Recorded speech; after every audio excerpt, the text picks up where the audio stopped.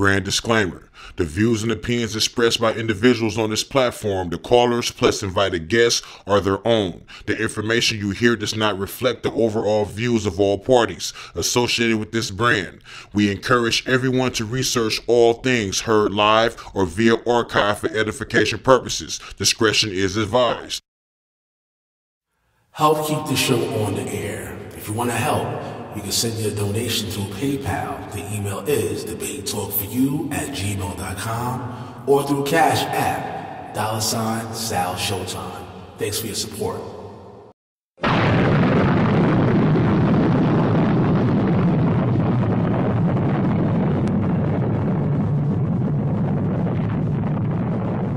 Welcome to the planets of debates. Debate Talk for You Radio.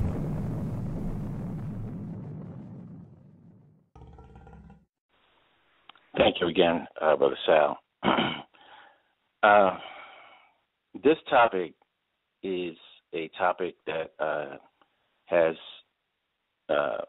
interested me for a very long time. And within the last few years, I've had to educate myself because it had been a while for me being in school and being in an academic setting. And I have, during my debates, have encountered questions after the debates that bring up evolution. And my motivation for bringing this topic to the forum is that I found that there's a lack of education regarding and a general bias towards evolution. And evolution is basically, for me to have to prove something, evolution is like having to prove that there's air, because there's so many examples of evolution, observable examples. In this age of technology, we have real-time verification.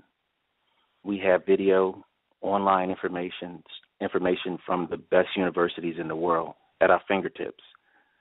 We don't have to sit in front of a computer. We can have a smartphone and gather information and educate ourselves in record time. Let's start with some definitions, just real basic definitions about what evolution is. We're talking about biological evolution is what we're talking about. We're also talking about natural selection. So let me go with the definition of biological evolution. Simply put, it is descent with modification.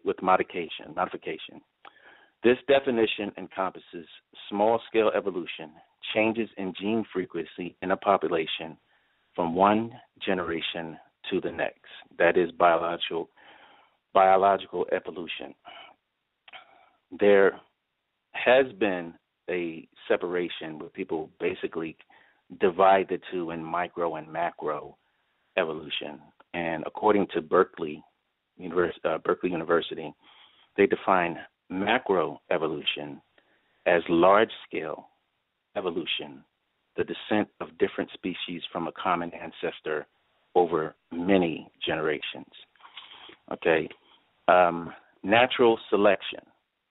Natural selection is the process where organisms better adapted to their environment tend to survive and produce more offspring. That is natural selection. Those are the things that we're talking about. We're also talking about what comes up when we evolution, and where a lot of confusion comes in is when we talk about what is the theory of evolution. When we're speaking of theory, we're not talking about guessing, like a detective on First 48 and coming up with different. No, we're not talking about that. We're talking about the definition, a scientific theory. A scientific theory is a well-substantiated explanation of some aspect of the natural world based on a body of facts that have been repeated, confirmed through observation and experiment.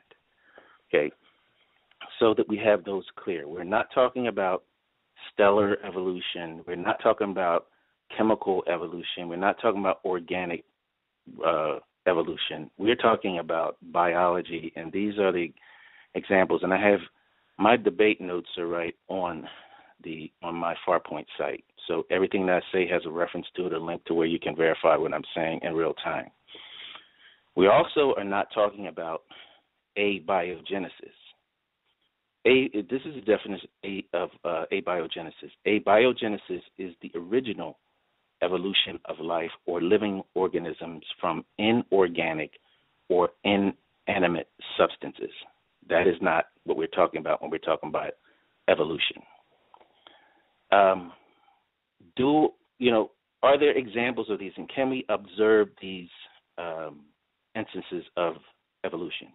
Yes, we can. I have a link on my site to a YouTube video where one species of lizard were separated on two islands. One was in an environment where they ate insects. The other one, they had to adapt and eat plants. Over a 50-year span of time, when they were examined, the lizards that had to eat the plant food had developed stronger jaws because they had to break down the plant matter and digest it. So they started to move away from the original species. Even though they were related, they were the same species, but they had to adapt to their environment. Natural selection, evolution. I also have an experiment on a virus that is on YouTube as well, and I have the link there, where a virus is taken from a tobacco plant, introduced to a different plant where it evolves to destroy or to infect the other plant life. And this is by a university-trained biologist who is doing an experiment to confirm that there is evolution. We have advances in medicine. I have a link on my site as well as the top 10 advances in evolution, in medicine, in science. This is recent, within the last year or so. As far as transitional forms, what information do we have on transitional forms? I have links to those as well, where university-trained, peer-reviewed scientists have done experiments and have verified the fact of evolution. I am a debater. I am an amateur debater, I'll say that. I love to debate. I'm not a scientist. Getting into specifics about how how a university-trained biologist would do things, that is out of my scope of knowledge. But I know with my eyes I can see that there is advances when you look at a video and you see verification of evolution. When medication is prescribed based on the evolutionary information, you accept. It does not require you to believe anything. You accept that because in a case where there's a life or death situation, any sound mind person would take the medication if it's derived from the knowledge of evolution. Now, what the backlash is, and as far as another thing, as far as who accepts this evolution.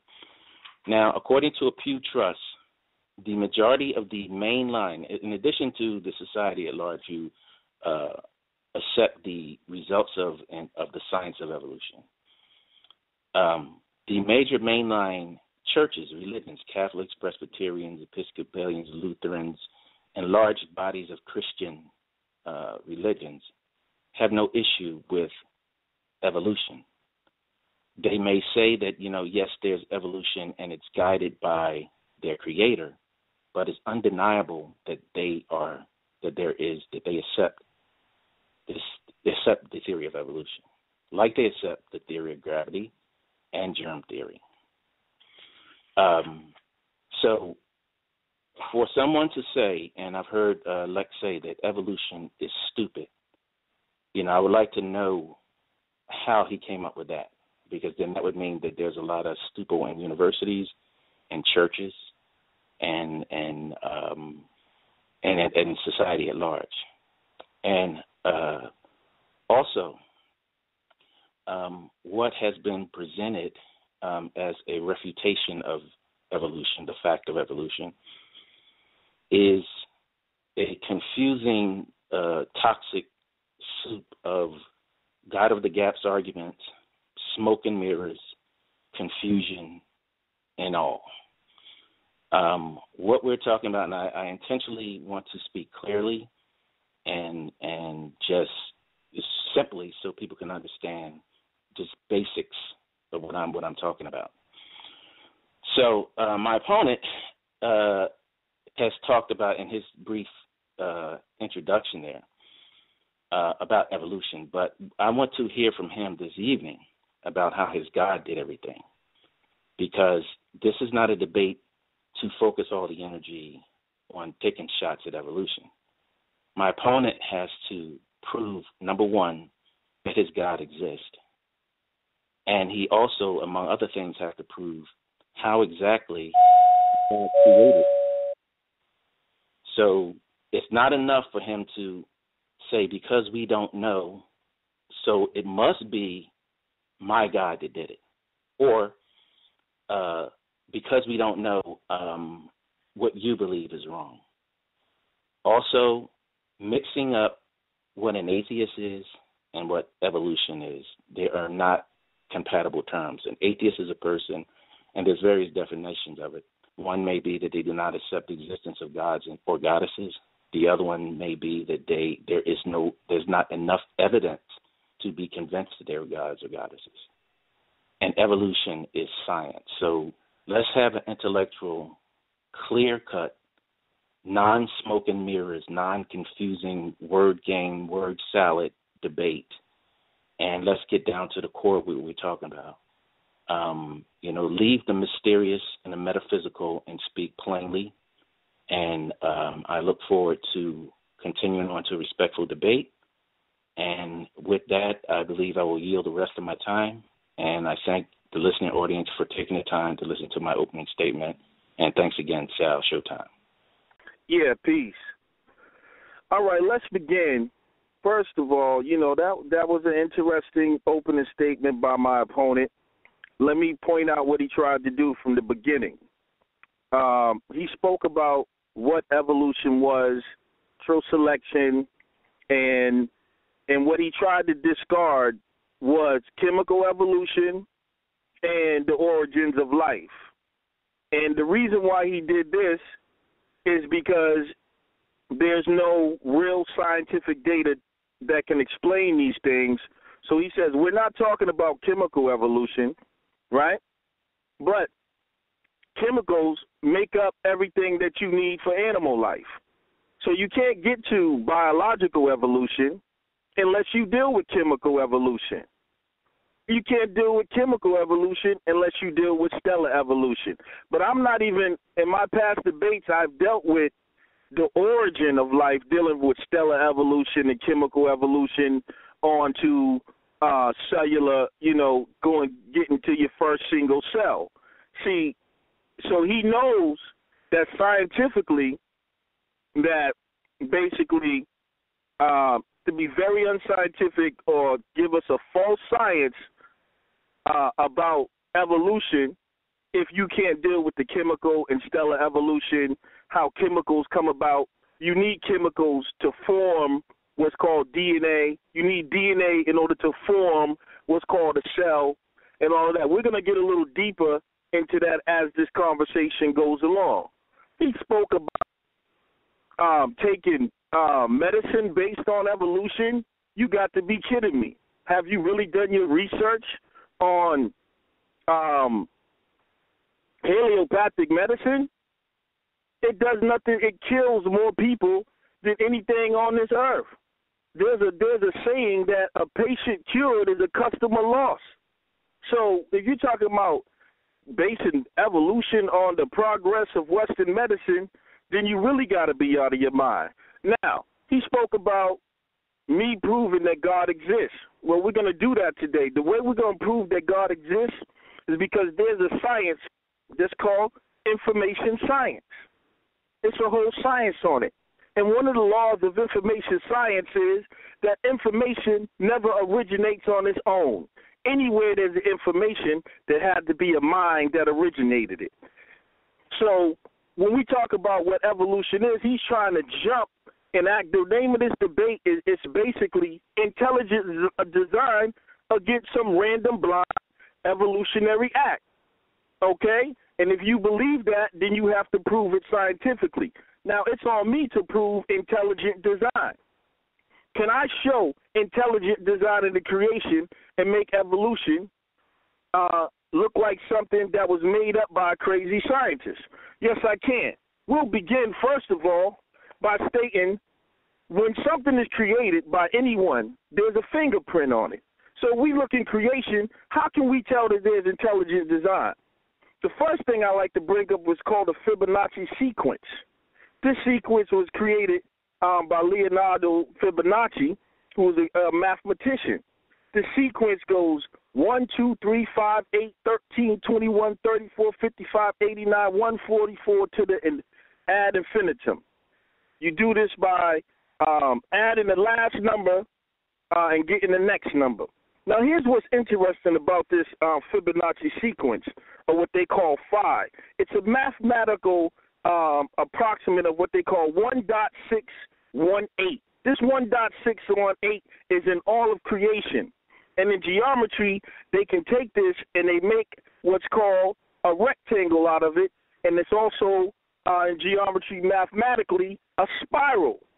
This spiral is in all of creation. All right? We'll give you some examples of this. The tail of a seahorse is the mathematical formula 1.618. So are the seashells. So are the flowers and the petals in the flowers, the plants, the snails. This is also found in the spiraling winds of a hurricane. That spiral, they can measure it precisely to 1.618. Tornadoes, 1.618. Galaxies, planets, snowflakes, tidal waves, 1.618. That spiral in all of creation. So the Most High has left his imprint on creation. This is not, you can go look this up. This is a scientifically proven fact, mathematically.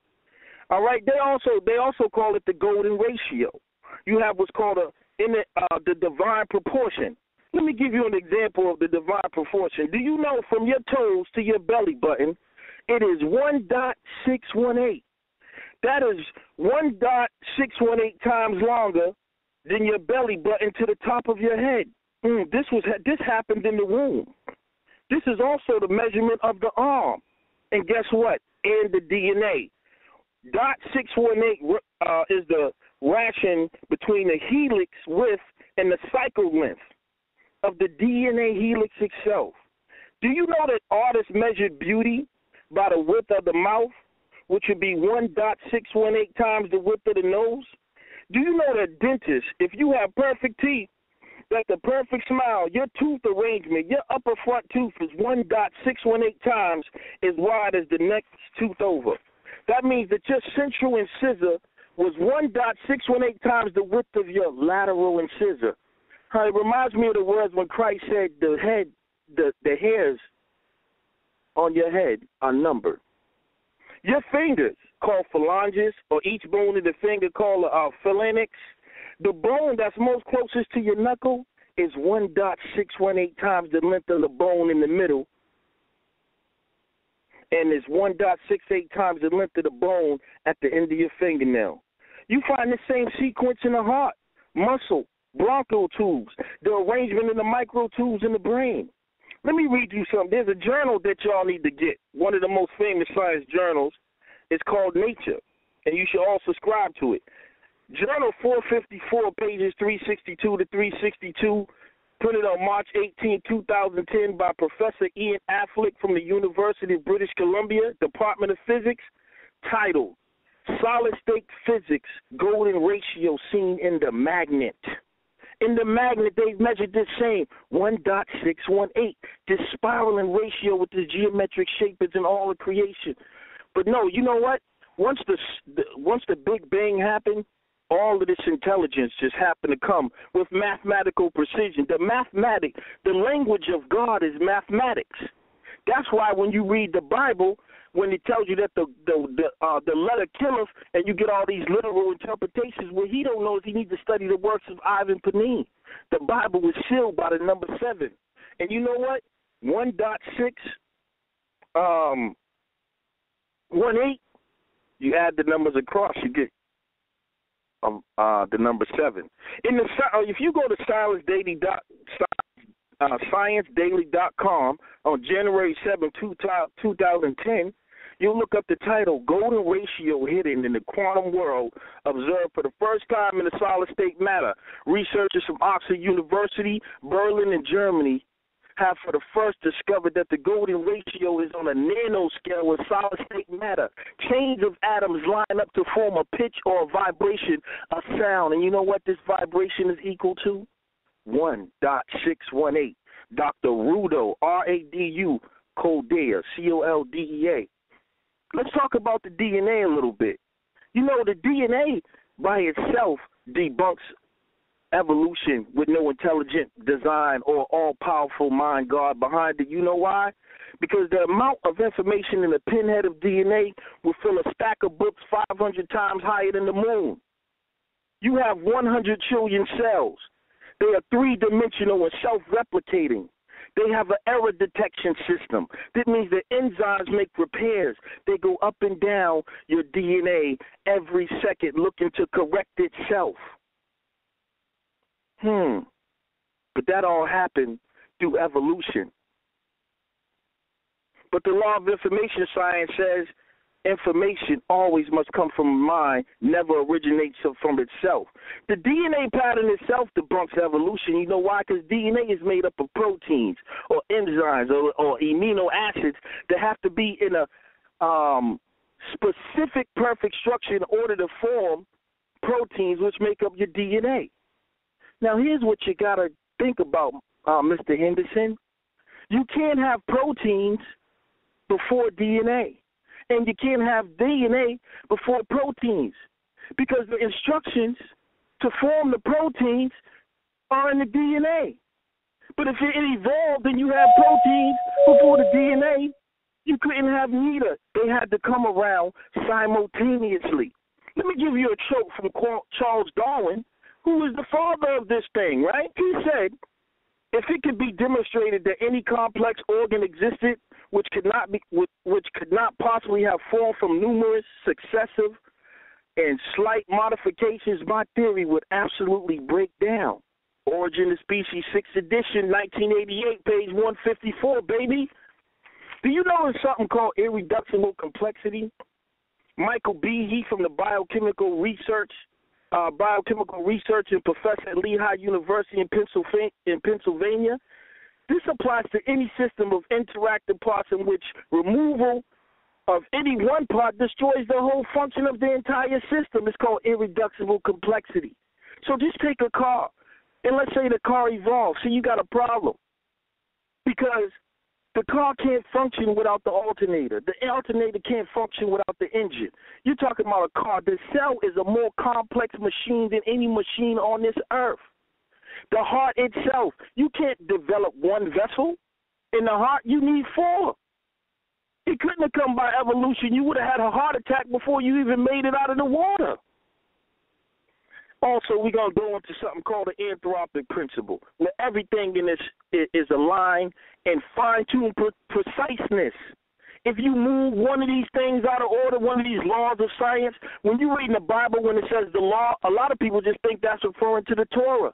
That law is perfect, that's referring to the laws of the universe. For example, if the Earth's oxygen level is 21% right now, you know if it was 25%, we would erupt spontaneously. If it was 15%, humans would suffocate. It's 20.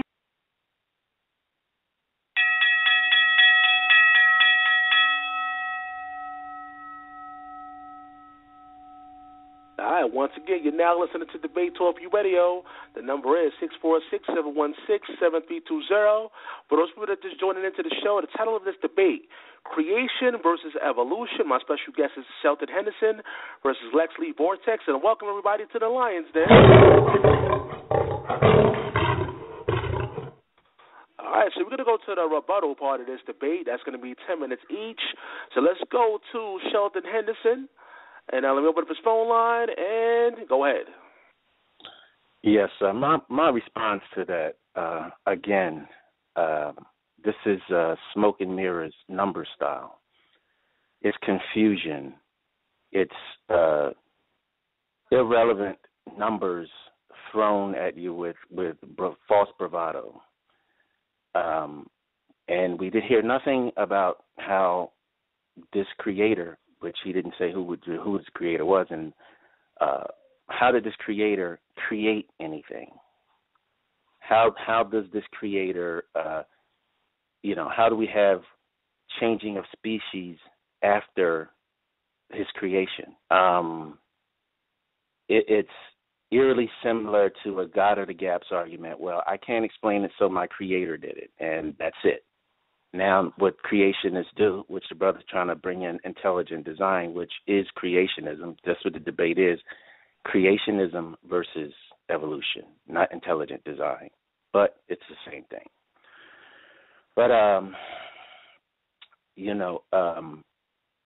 all of that is just what we say in the jazz world is you're playing a whole lot of nothing, meaning you're making a lot of noise and you're not getting to the point. So how did I would want to know from the brother, how do you explain creation? How do you explain viruses and disease?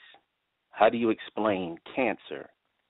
How do a lot of times in these debates we talk about, it was fine-tuned to this, that, and other. So how is cancer fine-tuned?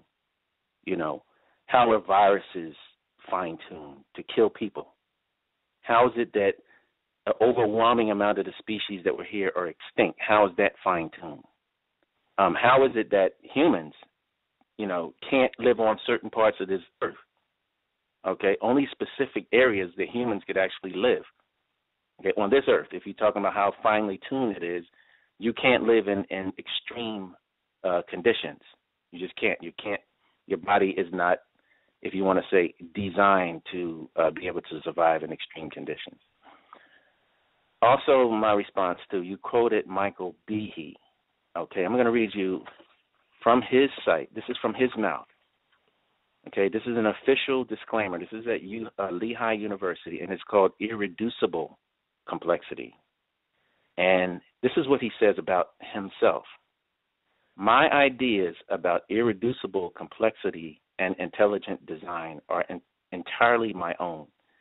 They certainly are not in any sense endorsed by either Lehigh University in general or the Department of Biological Sciences in particular.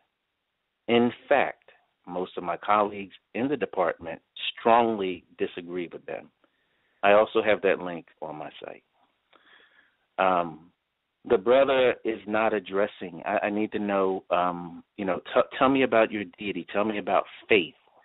Tell me about how days were created, let's skip days. Let's tell me how man was created. Tell me specifically how man was created. Tell me how woman was created. Tell me how the animals and plants were created. Okay, and that's what the opening statement is for, is not to rebut what I say, but to come in with your information. And like I said, throwing a shower of numbers is not convincing because, it's not giving anything specific. And all in all, there was a quote that I found, and it says, there is undoubtedly natural selection and evolution. That quote was at 1 hour and 57 seconds into a debate that the brother had with Ngozi on earlier this year. Ngozi Gaisi, I believe, either way his name is. And I apologize if I messed it up. Undoubtedly, natural selection and evolution. That is a quote from Lex Vortex. So the brother is confusing me. If he says that, and he also goes on to say, and he will have to explain this later, evolution is only microevolution. So you need to tell me what the difference of those are. So, again, I ask the listening audience to listen to see if this man will provide information about his deity. Prove that he exists. Number one, you have to prove that he exists, because you can't just, because then anybody can get on here and say that they have a separate deity that they don't, their deity is Zeus or Odin or any other deity that they pull out of their head. Their deity did it. So yeah, I want to hear from this brother. That's how I would rebut this statement, and his opening statement is to provide information. Okay, and it's confusing because if you are a creationist and you also believe in natural selection and evolution, I also have the link and the time where you can hit on my site where he says this, and I'll leave you again. And I have to have this brother explain this. If you say that there is undoubtedly natural selection and evolution, then what are you debating me for if you agree with what I said? You agree with those definitions? Those are not my definitions. Anybody can go right on the internet, Google what natural selection is and what evolution is, and this brother says that that's what it is. So I'm confused, and I was confused in his other debate, and the host of the other debate confused because he was going back and forth on he's intelligent design and he's evolution. He believes in both. So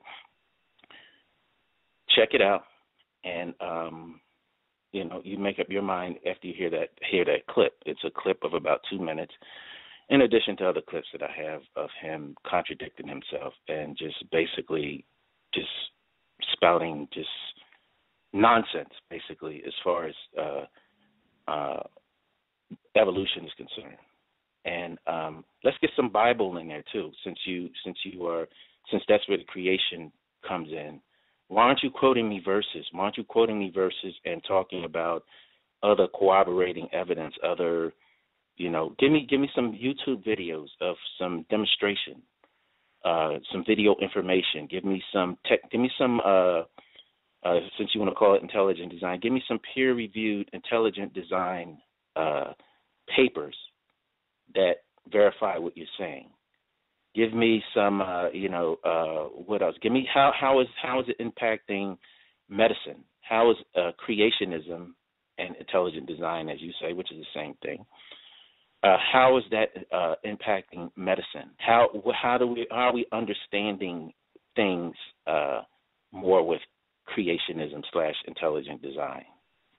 Okay, so let's keep the focus. And we had this talk before we did this debate, and I told you that I'm not going to allow you to just point the guns at evolution. You have to talk about your end of it. Give me some proof of what you are talking about. You're going to science. You're talking about DNA. All things derived from science.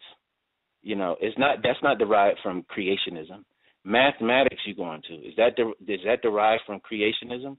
Or do you want to make that some kind of mysterious or metaphysical thing? You're talking in scientific math, evolution. You're using terms from the field of science and academics.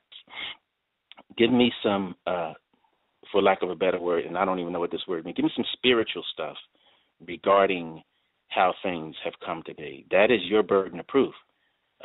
You can go and give me some links to where I can verify what you're saying. And with that, I'll yield the rest of my time and look forward to what the brother has to say. You are now inside the Lion's Den. Welcome to the BlogTalkRadio Radio. All right, guys. Hopefully, you guys are taking down some notes. Once again, the title of this debate is Creation versus Evolution. My special guest is Lexley Vortex versus Sheldon Henderson. The number is 646-716-7320. I see people pressing number 1 already. with questions. For those people that just joined into the show, this is the show where you can call in with your questions and your comments. All you got to do is dial that number and then press the number 1. And when we get to the public Q&A, we can add you into the conversation. I highly recommend that if you press the number 1, press it 1 time. If you press it again, it's going to take you off the switchboard. So if you got a question, just stand by. We're going to hear from the people later on during the course of the show. And just to let you guys know, tomorrow is the last show, guys, for Debate Talk for You. We're going to have special guest Brother Josh here tomorrow. And the title of the class will be The Bible versus Egyptology, Volume 2, The Conspiracy to Return to Egypt. So once again, it's going to be called The Bible versus Egyptology, Volume 2. You don't want to miss that show tomorrow. Once again, it's going to be the season finale tomorrow. Debate Talk Radio is going down at 7 p.m. Eastern Time tomorrow. So let's go back to this rebuttal part of this debate. We're going to go back to Lex Lee Vortex. Once again, it's 10 minutes each. Then open up his phone line, and go ahead, brother. Yeah, peace. I'm going to try to be nice as possible about this. Sheldon is making no sense. He's talking about I'm spitting a bunch of numbers. Science is based upon mathematics. It's all numbers. So the question is intelligent design. Can you prove God and there's a mind behind creation? So if I give you mathematical precision and numbers, how is that spitting nonsense? You can go look up the Fibonacci sequence yourself, brother. It doesn't take hard. Go ahead and Google it and see if it's real or not. So you make no sense. You asked me to give you some spiritual spookism when we're talking about science, and my claim is that blind evolution is not scientifically. That's a science falsely called so. I referred you to a journal called Nature, gave you the journal, the pages of what it represents. So you're not even, this is what you just call, with all respect, just dumb skepticism. Because if we look at creation, right, then we're going to say, well, how did it get here? If you want to see if there's intelligent design in it, then you look for mathematics. So you make no sense there. In terms of natural selection, this is very simple, brother. Natural selection is this. If I am putting together a basketball team, I invite 30 players. I watch them play. I select the best players. I now have the best basketball team. I keep that trend going. I'm known for having the best basketball team. I've selected the best out of the bunch. Your little thing about the lizard chewing vegetables, if you lift weights, you build muscle. So this is what I mean by evolution is stupid. He's asking me to give him some spiritual stuff. I gave you, if you don't know that it's spiritual, when I quoted from you that researchers from Oxford University found what's called a golden ratio in nanoscale matter, subatomic atoms that give off a vibration that equal a certain mathematical number. Right? If you got mathematical equations, you have a mind. How could you not understand that? Evolution in terms of medicine, how that relates to the Bible tells you that the herbs are for the healings of the nation. You want to see the top healers? Go see Dr. Sebi. Go see Dr. Ali Muhammad. Go see Dr. Jude Pukram. People that will not hurt you with God's herbs. Designed for the body from the earth. So it makes no sense. When you want to talk about, I'm just throwing out a bunch of numbers, how can you ignore the numbers? How could you ignore the fact that if the interaction were greater from the moon-earth gravitation, there'd be tidal waves, atmospheric cataclysms, rotational period of the earth would be too severe. If it was less, orbital changes would cause climatic instability, moon-earth gravitation, precise precision. How can it not be designed? This is just getting dumb. All right? I want to remain respectful, but the last rebuttal just didn't make no sense. The carbon dioxide level, if it was higher, it would cause a greenhouse effect and we would all burn up. If it was lower, plants weren't able to produce photosynthesis. We would all suffocate. So the answer is, in evolution, how do you get the plants lining up with the amount of lining up with the sun, if it had to come complete, or there couldn't be what's called a symbiotic relationship. You can't have the bee before the flower if the bee has to pollinate the flower. This is why it's dumb. That's why it's dumb. So you want some spiritual stuff with it? Well, they told you about the vibration of the atom. In quantum mechanics, we know that atoms exist now as only possibilities. All right, look it up, brother. Do some real research. Atoms come in and out of existence when observed. Go find out what quantum physicists call this. It's mind-boggling to them. The atom goes in and out of existence. So only when the human mind observes it does it come back into existence and become a particle. Other than that, it exists as a wave. Oh, you want to know how God created the world? He said the Word created everything. The Word is referring to sound, brother. Sound is a vibration. Sound, everything in the universe is vibrating. Sound sped up is light. Light slowed down is sound.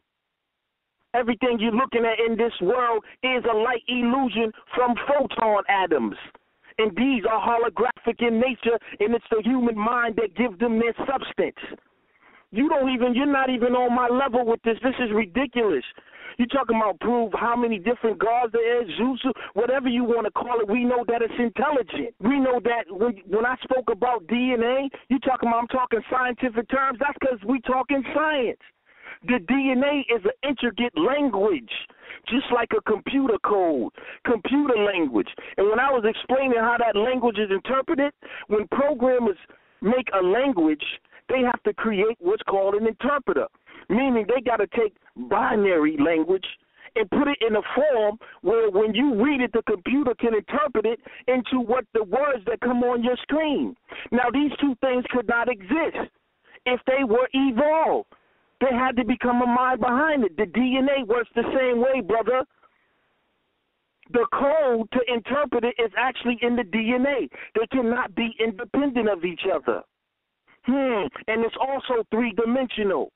You don't know no science. Obviously, you don't study no science. Why are we even here? The burden of proof is not just upon me to prove that intelligent design exists. You got to prove that it don't exist. And where is the scientific evidence of that?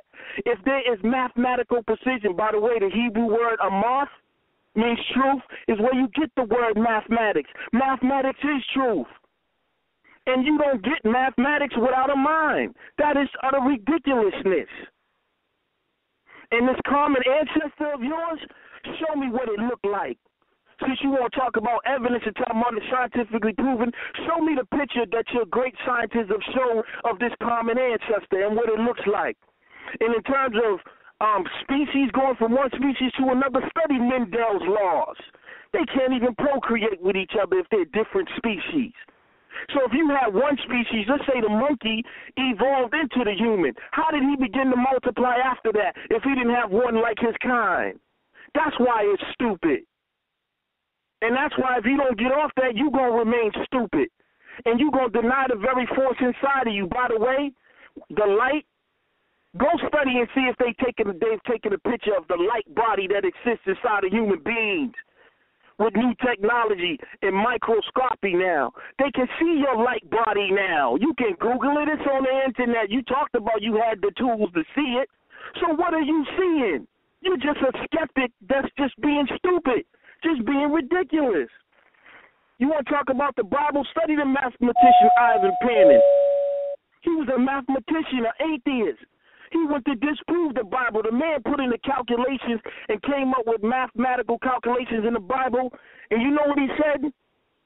This is what he said. If human logic is worth anything at all, we are simply driven to the conclusion that if my facts have been presented, if the facts that I've presented are true, then no man could never have done this, referring to the Bible, because it's sealed by the number 7. Go look it up. There's all the verses and words in there add up to the number 7 all through the scriptures, which goes back to that same golden ratio I talked about. And you know what? That golden ratio is also in the galaxies. So you make no sense. Irreducible complexity. The reason why you read that quote from the professor is because when they come out and they disprove evolution, they get ostracized by the rest of the scientific satanic world. So they got to make those statements. But can you deny the fact of irreducible complexity? Take a piece of your heart out of your chest and see if you function and are able to perform natural selection and evolutionize. Evolution is nothing. I mean, there's mental evolution, brother. If you read books long enough, your mind gets stronger. That's called working a muscle, dummy. Excuse the French. I don't mean you particularly, but I'm talking about the doctrine. So when we want to talk about intelligent design, we can see the creative power in man, the power to produce, the power to create. From the imagination of your mind, what are you talking about? And everything is down to precision with numbers. You can't have that without a mind behind it. If you look at a building structure, someone designed it, laid out the format, laid out what bricks got to go here. The DNA is more complex than the vast universe itself almost.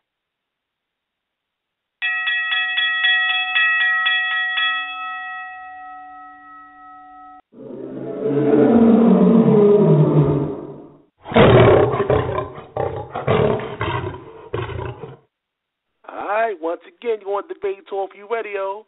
You know that number, 646-716-7320. The title of this debate, Creation versus Evolution. My special guest is Sheldon Henderson versus Lexley Vortex. So now we're going to go on to the cross-examination part of this debate. Each special guest has prepared some questions to ask one another. Like I said before earlier, each opponent has 1 minute to answer the question. Once again, you have 1 minute to answer the question. I'm going to ask both special guests to please be brief once you answer the questions. And once the 1 minute mark is up, you're going to hear this sound. When you hear that sound, I mean time is up. It's time to go to the next question. And, of course, I'm going to remind my special guest to keep it professional. So let's go to Sheldon Henderson asking questions to Lexley Vortex. We're going to start off that way. And let me open up their phone lines. And Sheldon Henderson, you got to ask your questions, brother. Go ahead. Yes. Lex, what is the difference between evolution and microevolution? The difference between evolution and microevolution is that when you're talking about microevolution, you already have biology, brother. You know that. Why are you playing games with the people? This is what all y'all do. Okay, so before, hold on, I'm answering the question. I'm answering your question. Yeah. So when you talk about microevolution, you have biology, meaning that it is designed in the DNA to adapt to certain things. That is the mind of the creator, meaning that if I exercise certain power, then I get better. That's designed in the DNA. That's microevolution. You already have the biology, the design, the DNA, the programming to do it, the programming to adapt. In order to adapt, brother, if you know anything about program, there has to be a code to do it. There has to be something that tells the DNA, hey. Okay, next question. Mm-hmm. I gave a quote out where you said, there's undoubtedly natural selection and evolution. Did you say that? Yes, I just explained that a minute ago. Natural selection... Hold on, brother. You asked me a question on my. You said evolution, right, means to evolve. All right, but when you're what you're trying to do is play tricky and take it out of the context of the conversation. Because when we speak evolution, we know that it has a much deeper connotation that tries to take the creator out of what's going on.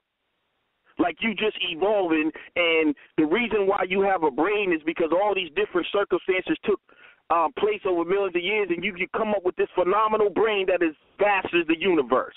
That's foolishness. I'm saying that the brain had to be designed in order to be as intricate as it is. That's evolution, and the brain within it has the coding to evolve, meaning the only reason why you're having a conversation with me right now is because you are learning. Learning is a form of evolving, and you have enough intelligence to at least look into things.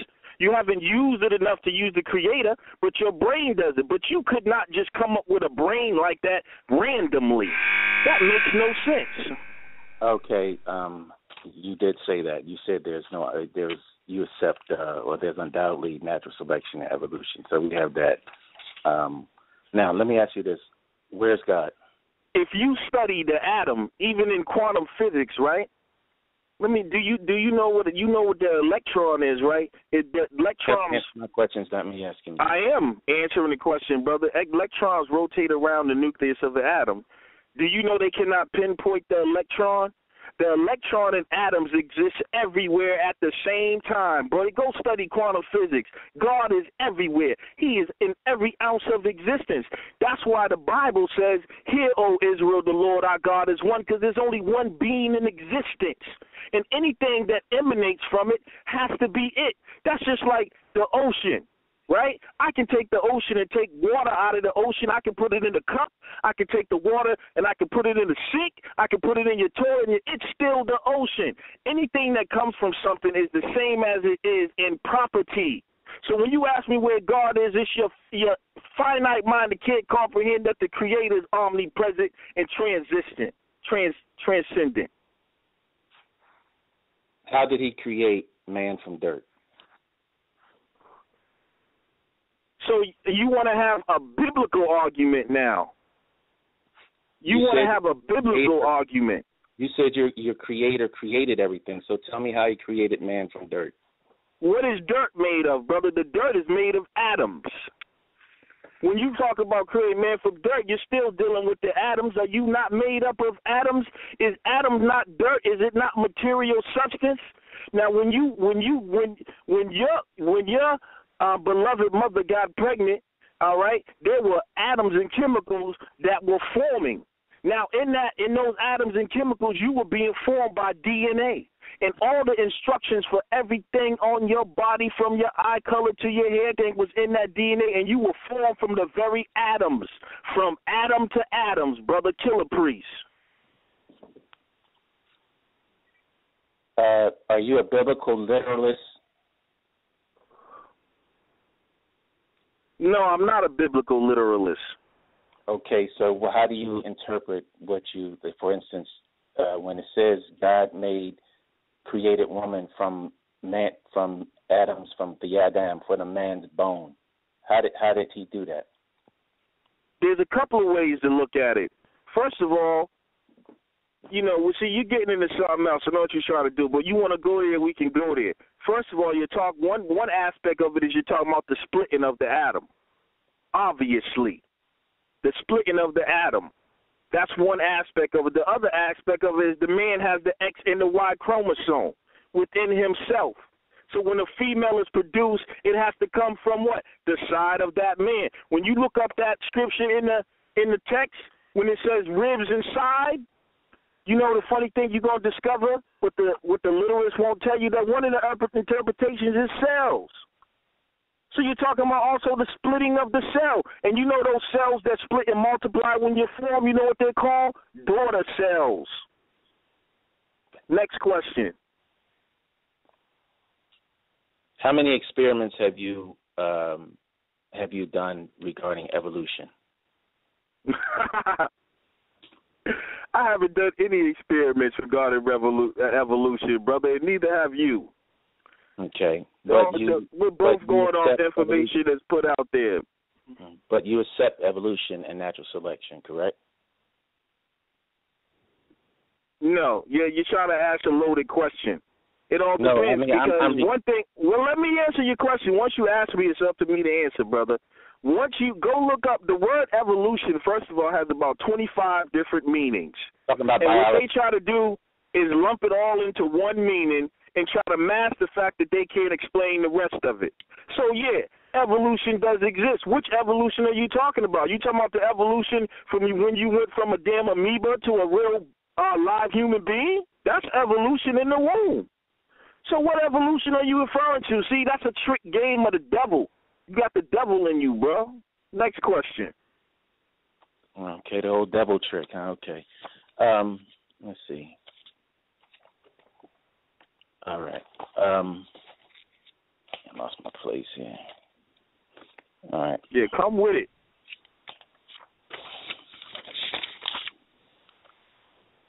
Okay. Now, you said you're not a literalist, but you how do you come to explain the stories of the Bible, which is where creationism is explained? And let me put it this way: how can you demonstrate so that people who don't have your metaphysical, how can you demonstrate to people who are not as smart as you that your Creator exists, who don't know about numbers and all that stuff? Okay, everyone has the intelligence in them or the light of Christ in them. You can see the correlation. In the very book itself, it tells you that it's a mystery. You got the Greek word mysterion. It ain't really nothing spooky. It just means that when the masters and the priests is writing this stuff down, it was written encoded like anything else. And you can see the correlations. We know, for instance, Christ's ministry lasted from 30 to 33. We know that the human spine has 33 vertebrae, and the last 3 before you get to the part where you can reach the heavens of the brain. Now, you can say, well, how can you come up with that? Well, you tell me, then how does it relate? How do you relate that in your brain you have something that glows in the dark called the pineal gland, right? It lights up when the lights turn off. In your brain surrounding that, you got 12 cranial nerves. You telling me that's a coincidence? Are you telling me it's a coincidence that you got the sun and 12 constellations around it, and Christ had the sun and 12 disciples? Okay, last question. Who wrote the Bible? Who wrote the Bible? I don't know who wrote the Bible in terms of individually, but I know in terms of who wrote it, it's the masters and priests that had understanding of the secrets of nature's science before science revealed itself. That's why you read in the Bible, God stretches out the heavens, right? When you read in the Bible, God stretches out the heavens, they didn't discover that recently till they had the telescopes to see that the heavens are being stretched out. That's how they came up with the Big Bang Theory, because they said if we reverse it, we're going to come back to a small point. So there had to be an explosion. Now, you explain to me how that was in the Bible. Okay, what is the purpose of cancer in young babies? What was the purpose behind the design in that?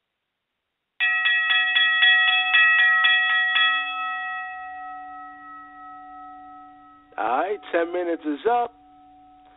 So now we're going to go to Lex Lee Vortex, and he's going to ask his questions to Sheldon Henderson. And after that, we're going to go take an 8-minute intermission break, and we're going to come back with a second rebuttal. And after that, we're going to go to the people out there to hear what you guys got to say.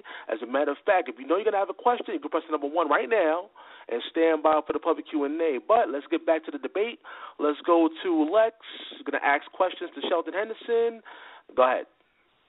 Before I ask him his question, I was just going to use my time to answer his last question. The purpose of cancer is to destroy, all right?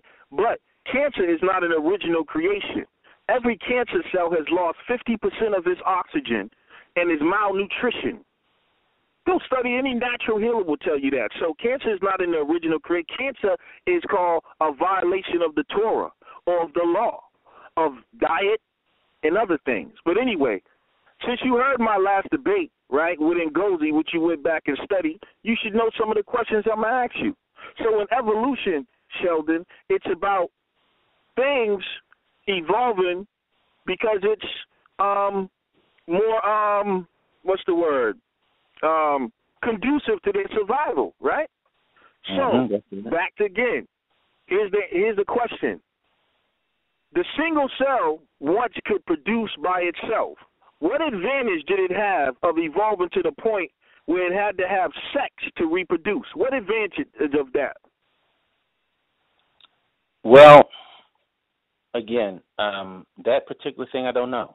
I know that it seems, and like I said, with the caveat that, like I said, I'm not a biologist, so, you know, I would plead ignorance. Well, just from your own intelligent mind. I'm responding. Hold on, Lex. You got a minute. Go ahead.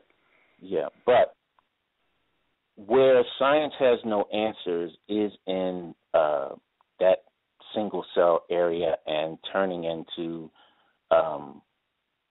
a fully formed, for lack of a better word, being. So we're talking about, again, in my introduction, I talked about abiogenesis, the beginning of life from inanimate or non-organic into organic. That is an area of science that is not fully known at this point in time. And because I don't spend a vast amount of my life studying these things, I'm the very ignorant I am. Yeah, next question, Lex. Yeah. All right.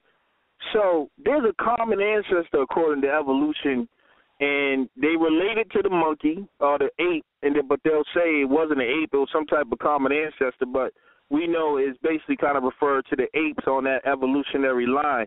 An ape is 5 to 10 times stronger than a human being. What advantage did the ape have in losing its strength in terms of natural selection? You said it's 5 times stronger than a human? 5 to 10 times stronger. If not, some say even 15 times. Like, you don't want to box with an ape. So I'm asking, what advantage in terms of natural selection, because natural selection is about advantage, right? Those who have stronger traits tend to survive. What advantage did the ape have in losing his strength?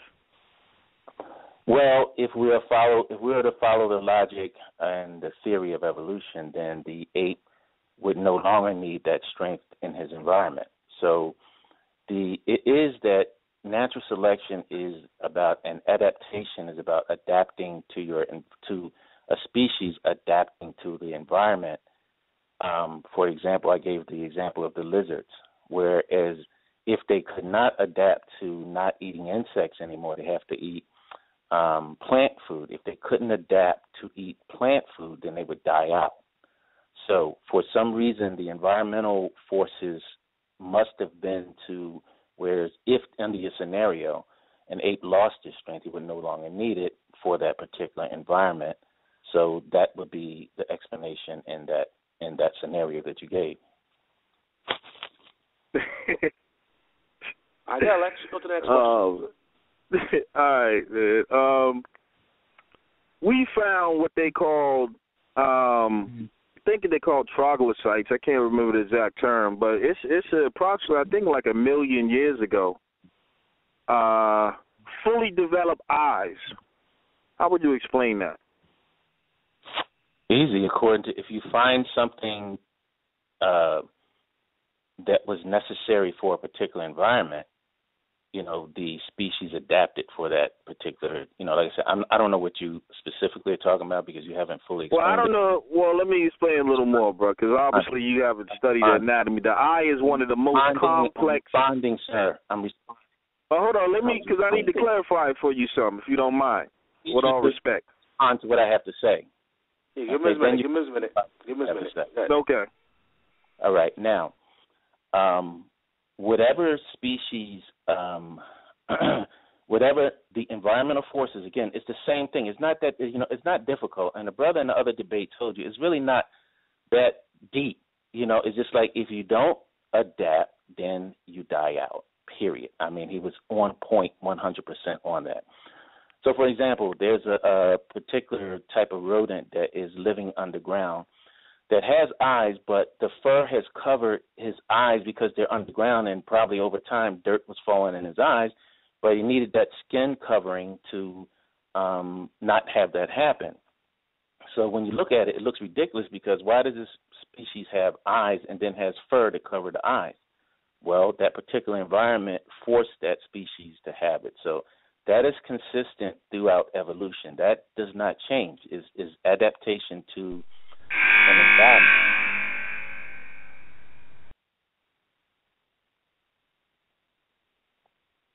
Yeah, go ahead, Lex. As soon as you hear that bell, go to the next question. It's all right. Go ahead. Oh, okay.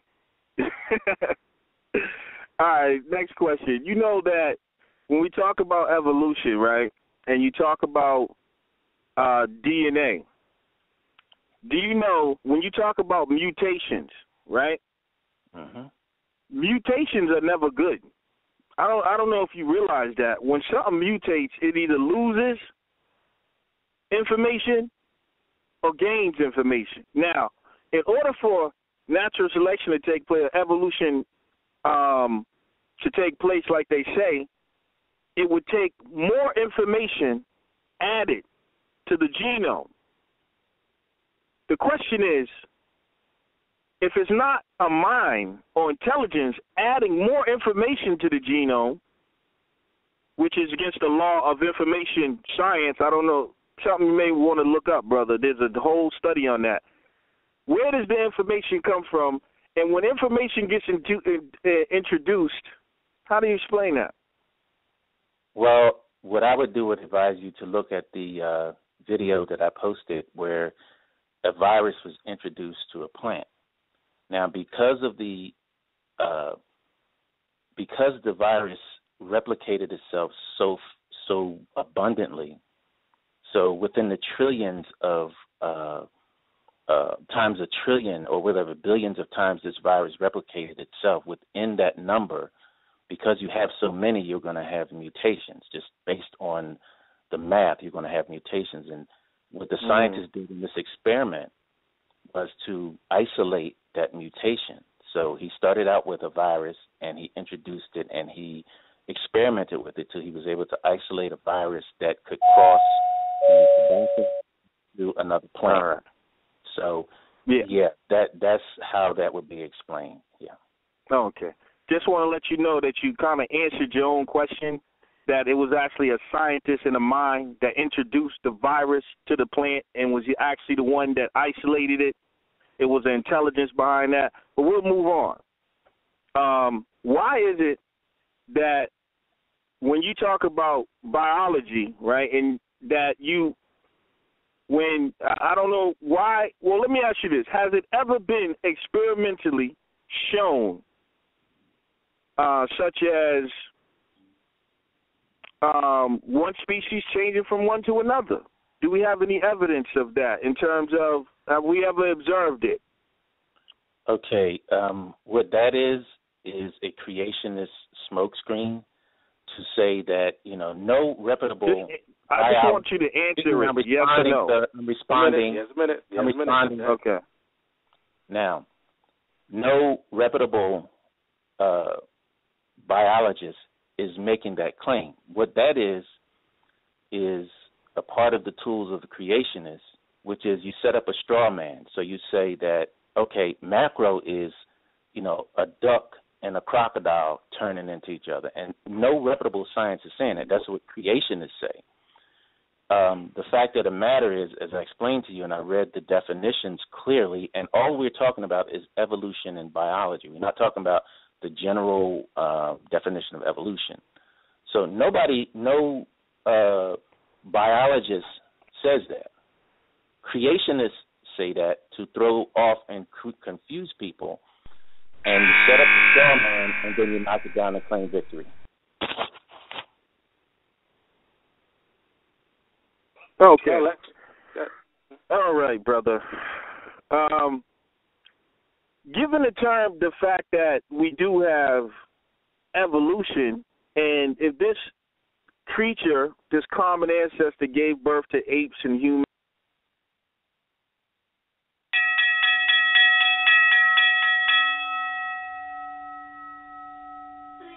All right, time is up.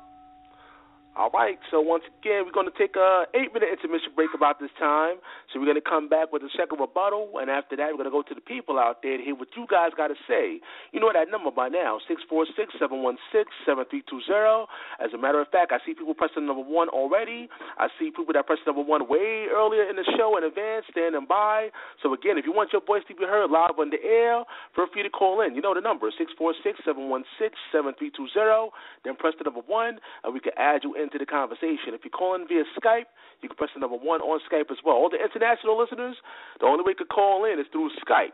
So once you're calling through Skype, just press the number 1 and we'll add you in. But we're going to take an 8-minute intermission break right now, guys. So stand by. Don't you go nowhere. It's Debate Talk for You. So we're going to get this thing started. We're going to go to the second rebuttal part of this debate. And after that, we're going to go to the people out there, hear what you guys got to say. Again, as people stay in the bound waiting to ask their questions and their comments. And feel free, if you're listening via social media, Facebook, Twitter, Instagram, feel free to call in. Don't be shy. You know that number, 646-716-7320. This is the season finale debate for 2014. This is the last debate for the year. So let your voice be heard live on the air. But let's go to the second rebuttal right about now. We're going to go to Sheldon Henderson with a second rebuttal. That's going to be 7 minutes. We'll open up his phone line and go ahead. Thanks again.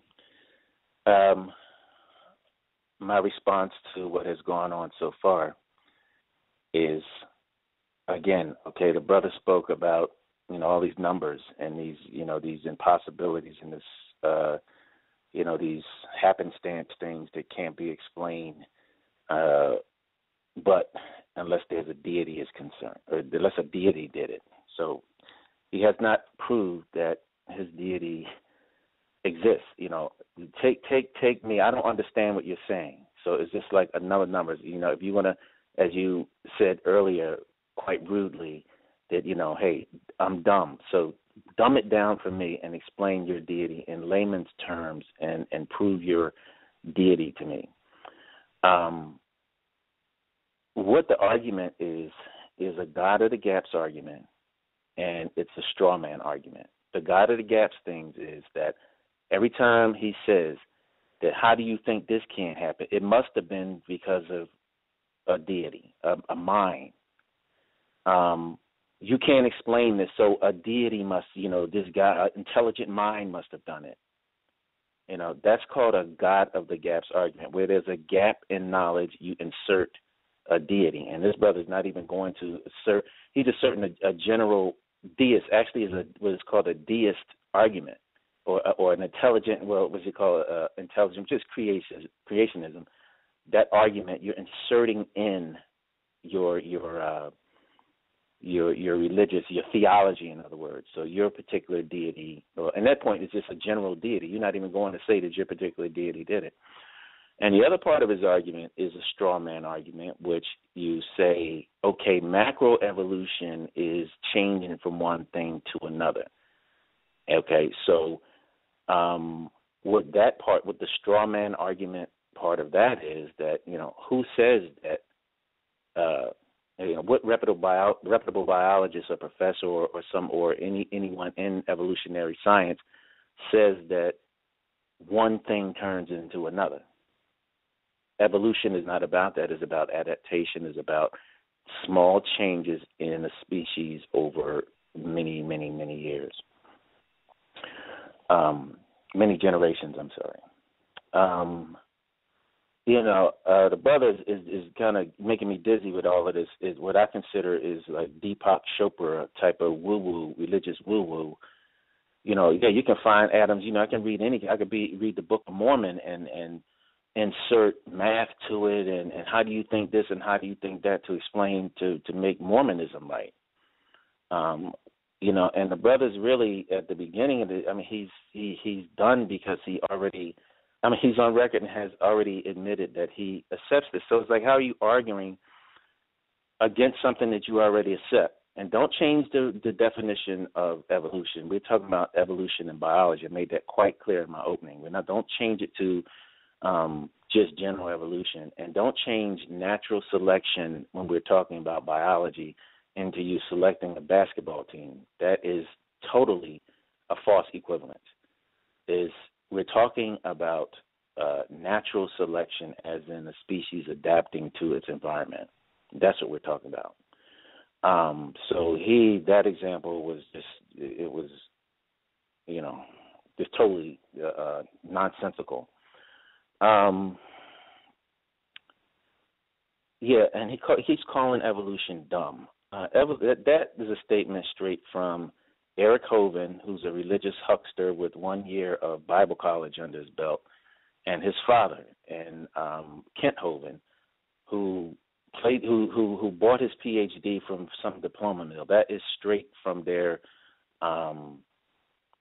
site, and I have a link to the actual. It's a 2-minute video with Eric Hovind talking about organic evolution and chemical evolution and all that stuff. That is straight from their page, and they are not. They are religious hucksters. So I suggest the brother, try to get better sources as far as that's concerned. That argument, that stuff is so old and so has been refuted so many times that it's just, like I said, it's not even basic anything. It's just religious hucksterism. I'm waiting for the proof of the deity. Just bring it down in layman's terms. For me, you know what I mean. Give me a demonstration of what your deity can do, because people who are going to churches they're not talking about numbers. They're not talking about things like, they're not talking about Fibonacci numbers and things like that. They're talking about faith. They're talking about, redemption. They're talking about sinning. They're talking about, things like that. They're not, I guess they're dumb too, because they don't speak in terms like that. They don't wake up and, wondering if something around them has Fibonacci codes in them and things like that. So, I would appreciate if the brother would kind of, leave the smoke screen alone with that, and really basically he has to admit that he's going on faith. And, that would be that would be the honest thing to do. I'm going by faith. You know what I mean? He admitted he doesn't even know who wrote the Bible. So if you don't know that and you're building everything on that, and you don't know who wrote it, but, hey, you just blindly believe it. That's what it is. And you have ego and sociocentric reasons for continuing to believe it. But you're confusing because you believe in intelligent design and you believe in evolution and natural selection. So, you got a lot of explaining to do because it's confusing. And yes, I did listen to you because that's what you're supposed to do when you're debating your opponent. And I told you that in our call, and you should be respectful to your opponent as well, which I told you, you seem to have lost that. But those are some things that I hope you take from that. And, with that, I'll go ahead and yield the rest of my time. Thank you. All right, so now we're going to go to Lex Lee Vortex with a second rebuttal, and after that, we're going to go to the people to hear what you guys got to say. Again, you can press the number 1. I see people pressing it already. Stand by. We're going to get to the people, but right after the second rebuttal, we're going to go to you, the people, to hear what you guys got to say. So let's go to Lex Lee Vortex. Second rebuttal, 7 minutes. Go ahead. Yes, sir. It reminds me of a Khalid Muhammad statement when he had a debate, man. A mind is a terrible thing to waste. I mean, as much information is out here, and what I gave, right? Mathematic precision, universal scientific law that he wants to get on here and talk about, it's confusing. It's only confusing for either a person doesn't have the intelligence to understand simple numbers, or they're just, like I say, just what I call purposeless skeptics. Now, he makes the same mistake that my former opponent made when we had this debate, thinking everyone who believes in the scriptures is some TBN commercial telling people about talking snakes, doctrine people, when he clearly knows that. So this is what I mean by deception when I say the devil's in you, bro. It's not disrespect. You know where I come from. I come from a scientific point of view when I read the scriptures. So I'm not going to get on here and just talk about faith and sinning and all, but we can talk about that scientifically, because faith is an actual power that actually changes the very the atoms around you. I explained that earlier when I told you atoms don't even come into existence till a human mind observes it. Is that nonsense, brother? You can go look that up in any recent quantum mechanics article. How can you not comprehend such simplicity and get on here and try to sound like Will Smith's cousin from the Prince of Bel-Air, like you are intelligent and talk about respect, and I'm giving you simple scientific concepts that is not nonsense. You keep talking about proving the deity and the mind, and how I'm talking about there must be a mind behind it, the God of the gaps. No, that is not no God of the gaps. The only gaps exist for people who are in denial of what really is. If you come and look at a chalkboard and has a mathematical equation on it, you know that some professor wrote it or some student wrote it. So if we're talking about a mind of a human being that can do it, and we can look at just simple creation, now we want to talk about the universal cosmos that is unfathomable. that is based upon law? There is no law without a lawgiver. This is not, that's not even rocket science. That's why it reads like this in the scriptures. For the invisible things of him from the creation of the world are clearly seen, being understood by the things that are made, even his eternal power and Godhead, so they are without excuse. So you're without excuse without tonight, brother. No matter what you've been through, I don't know how many false doctors I went through those type of things. That's what happens when we're on our search. But to come and deny the supreme intelligence that's evident, that permeates throughout the whole universe, is dumb. I can't put it no other way. It's not disrespect. Even the quantum mechanic physicist Albert Einstein said it. What are you talking about? The German scientists who brought forth all this rocket technology said there has to be a creator because of the intricate design. This is not something that no religious creationists are saying. That's a lie. That's what I mean. That's dishonest. The people who are putting forth this information are not even Christians. These are just regular scientists who, when they studied the science, they became believers in the higher intelligence. They just didn't give it a name, but they know. So the stuff you're talking about Fibonacci, do they exist, brother? Well, how did they get there? How are they in the rose petal and the seahorse's tail and the hurricanes and the oceans and the stars? Precision. In nature, you can see design. So it's just like this. This becomes like, this is when I really feel like I start debating, someone who's challenged mentally, who cannot understand this, that you cannot get something out of nothing. So even the Big Bang Theory itself goes against a law of science called the law of causality. So in order for it to happen, there had to be something transcendent. Because once you get space, time, and matter, all right, the thing that brought it forth cannot be subject to the space, time, and matter. Go study quantum mechanics, brother. This is ridiculous. It had to be something, a mind transcendent of it, or wouldn't have been able to bring it forth. Because you can't bring something out of nothing unless you are beyond it. And that's how we know that the whole material universe is coming in and out of existence. We can see that. That's observable. Unlike your transitional fossils, unlike going from monkey to man, unlike any of this stuff that you say is scientific is not proven. But we can see the atoms going in and out of existence, showing you that the very existence of the atoms is dependent on something else beyond the material universe. So anybody listening to this can see it's not an insult to say it's dumb. It's just that, like the Bible said, it's foolish. It's someone who can't recognize what's right in front of their face. And I could argue this without even getting scientific.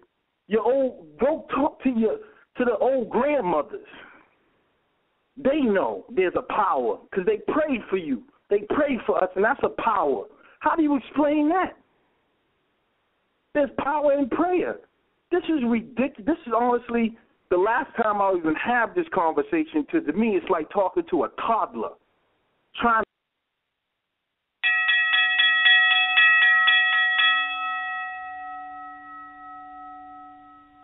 All right, this is the moment of truth, guys. This is the public Q&A, where you, the listening audience, will call in with your questions and your comments. You know the number, 646-716-7320. You can call in via phone, call in via Skype. Once you call in, if you got a question or comment, press the number 1, and we'll add you into the conversation. Again, there's no foul language, guys. No foul language. Keep it clean. Keep it professional. When you're interacting with the special guests as well as special guests, keep it professional, interacting with the listening audience. All right, so we're going to go to the first person up. Oh, yeah, by the way, just to let the special guest know, once someone asks a question, you can answer the question, but you can also use that time to dialogue with each other and ask questions briefly before we go on to the next question. All right, so let's go to the first person. Let's go to 314-680. You're live in air. Peace, peace, peace. It's G Consciousness in the house. What's going on, Sal? What's going on, Lex? What's going on, Henderson? Mm-hmm. How you doing, brother? I definitely had to give it to Lex, man. Lex put it down, man. He put the information down like he was supposed to. Man, I don't know, Sheldon, what you got going on or what you was doing, or you got the information from hearing the battle with the debate with Ngozi, but brother, you should have came a little bit and studied a little bit more, because this brother came with the facts and different things. For the most part, you said he talked about Kent Hovind. Well, why didn't you put any type of objections together to come against the tactics that this brother had? Because he brought straight science, and he brought the theology of the biblical text just as well, and he dealt with evolution. So what I want to say is this, is good debate, Lex, you know what I'm saying? You did your thing, man, and I got this I want to say. Okay, Sheldon, now, when we talk about, he talked about mutations tonight, right? Now, one of the things we must realize is a mutation is something that's taking place because of a degeneration. So it's not like the mutation is a progression. It's actually a degeneration. And this is what's taking place. The body wants to survive, but what causes a degeneration is a cause of effect. For instance, if the atmosphere or the diet or these different things called degeneration in the body, which causes mutations. So my question is do you actually think that we are progressing or degressing? First of all, I would expect you to agree with Lex, because you spout the same. You both had the same talking points, and like I said, it's both from Kent Hovind. And like I said, I expected him to say something about him. That's why I put the links on the site before the show, so you could see exactly what he says. And before he even got to it, he attempted on his opening statement to get into it, but I had already preempted what he was going to say. So your analysis of it means nothing to me, because you're in the same camp with him. Are you going to answer the question though? Can you answer that question? Who am I speaking to? This is D. Conscious, LaRon Campbell, brother. I need you to answer that question. Let me finish speaking, and then I will answer the question. Yes, okay, I have the right to do that. Okay. Second of all, if you're saying that the body is responding to a virus and the body's getting weaker, then it must mean the virus is getting stronger. So if you look at the video, which I posted, there's an experiment which talks about the same thing regarding that topic. So I suggest you do some research, and I mean, it's just a click. I anticipated it, so you can just go ahead to my page and click and look at the experiment. It's 7 minutes and 50 seconds long, and it will explain what the answer to your question. Can I respond to that, Sal? Go ahead, briefly, Dad. Okay, well, my response to what you just said, first off, is when you deal with, I want to bring up something that's ancient theology. When you deal with Kemet dealt with what you call chaos. In the long run, Kemet knew called chaos was nature of what we what we see now as nature. In the long run, Kemet the theology taught that chaos will eventually overcome man. You know why chaos will overcome man? Because man is striving on a daily basis to gain from what he has lost, and that's eternal life. And that deals with the physicality just as well. So if he's losing that, what he does is he wants to come up with a remedy to try and fix that. But the remedy causes side effects. So what we're facing right now is a degeneration. So when we talk about chaos is nature. In other words, this earth is going to judge us. You know why it's going to judge us? Because it's the very thing that's actually giving off the diseases, because guess why? Because we have caused a curse or a virus, as we talked about computer programs, to enter in to the mainframe of this computer, and it's spreading rapidly. So it's degenerating. And with that being said, good debate, Lex, man, and that's all I got to say with that. Peace out. Yeah, Sal. Yeah, Lex, you can respond. Go ahead. Hello. Go ahead. Yeah. First of all, I never mentioned Kent Hovind in my debate. I want to just say, secondly, yeah, I do have studied Kent Hovind's work. Kent Hovind is not the originator of these concepts. And this is how I know people are kind of ignorant of things. He's not the originator of these concepts. These concepts have been brought forth by scientists, not religious people. All right? This is science. The first scientists were actually Bible believers, by the way. Okay? And most of the stuff that's being brought forth in terms of technology is from creationists. So creationists are not like wacky religious people as he would try to make you believe. And second of all, I didn't even bring up thermodynamics and so many other things, but Laurent made a good point about the mutations, but I'm going to just move on. I will just move on to it. He keeps talking about Kent Hovind like Kent Hovind is the source of my information. One of the things that the modern evolutionists don't do is they never really discussed what's called quantum mechanics. Quantum mechanics is a whole different field that's dealing with subatomic particles. And it basically, just that alone smashes the whole theory of evolution, because when you get into quantum mechanics, you're dealing with the nature of how matter is operating and what's making it operate. Now, when you see how it reacts with the human mind, we know there's a relationship. So that kills a blind chance, things happening through some type of just chance happening over years and years and years, and we can see I can affect the atoms right now today.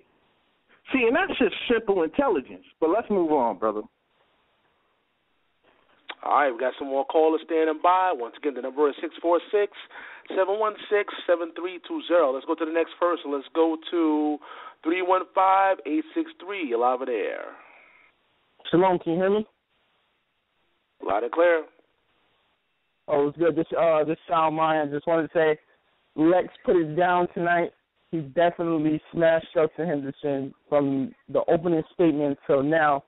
Sheldon Henderson don't seem to have a debate-style voice or information to put forth within a debate, because all you hear throughout the debate is, check my website, check my website, check my website.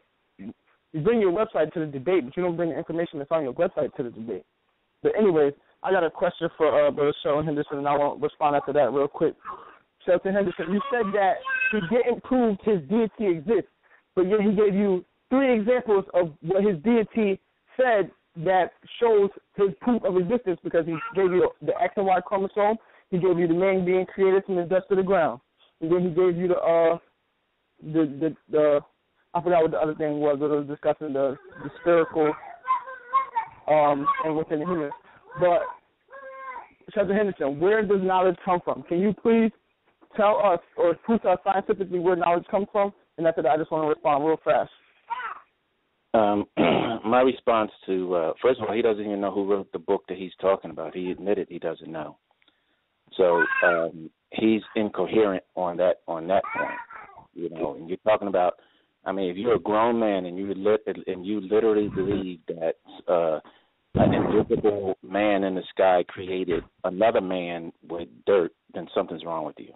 Okay, and then he took a bone from the dirt man and created a woman, then you have mental issues, in my opinion. Yes, because you have mental issues. I'm responding, brother. I'm responding. Okay, go ahead. I'm sorry. Go ahead. On your second point, as far as knowledge is concerned, you know, let me get some clarification on that. Can you repeat what that part of your answer was? Where does knowledge come from? Knowledge can come from many different places. Knowledge can come from repetition. The origin? Can you give us the origin? Knowledge can come from experimentation. The origin of knowledge. How does knowledge come to exist? You can't talk together. Got to be one at a time. Do you hear me speaking? The origin. Okay, I just gave you origins. Okay, there's different ways you can come about knowledge. Now, if you are alluding to the fact that some supreme being doing, you still, like I said, both of you guys have to prove that your supreme being exists. And you know, you're going through all these numbers and all that stuff like that. It's not impressive. You're not impressing me. because I've seen people go through with this mystery. Everything's a mystery, and you got numbers, and you got pseudoscience, and you sound, to gullible minds, you sound like you know what you're talking about, but you really don't. So if that's what impressed you, to me, the reason my debate style is, check what I'm saying, and that's what the host says.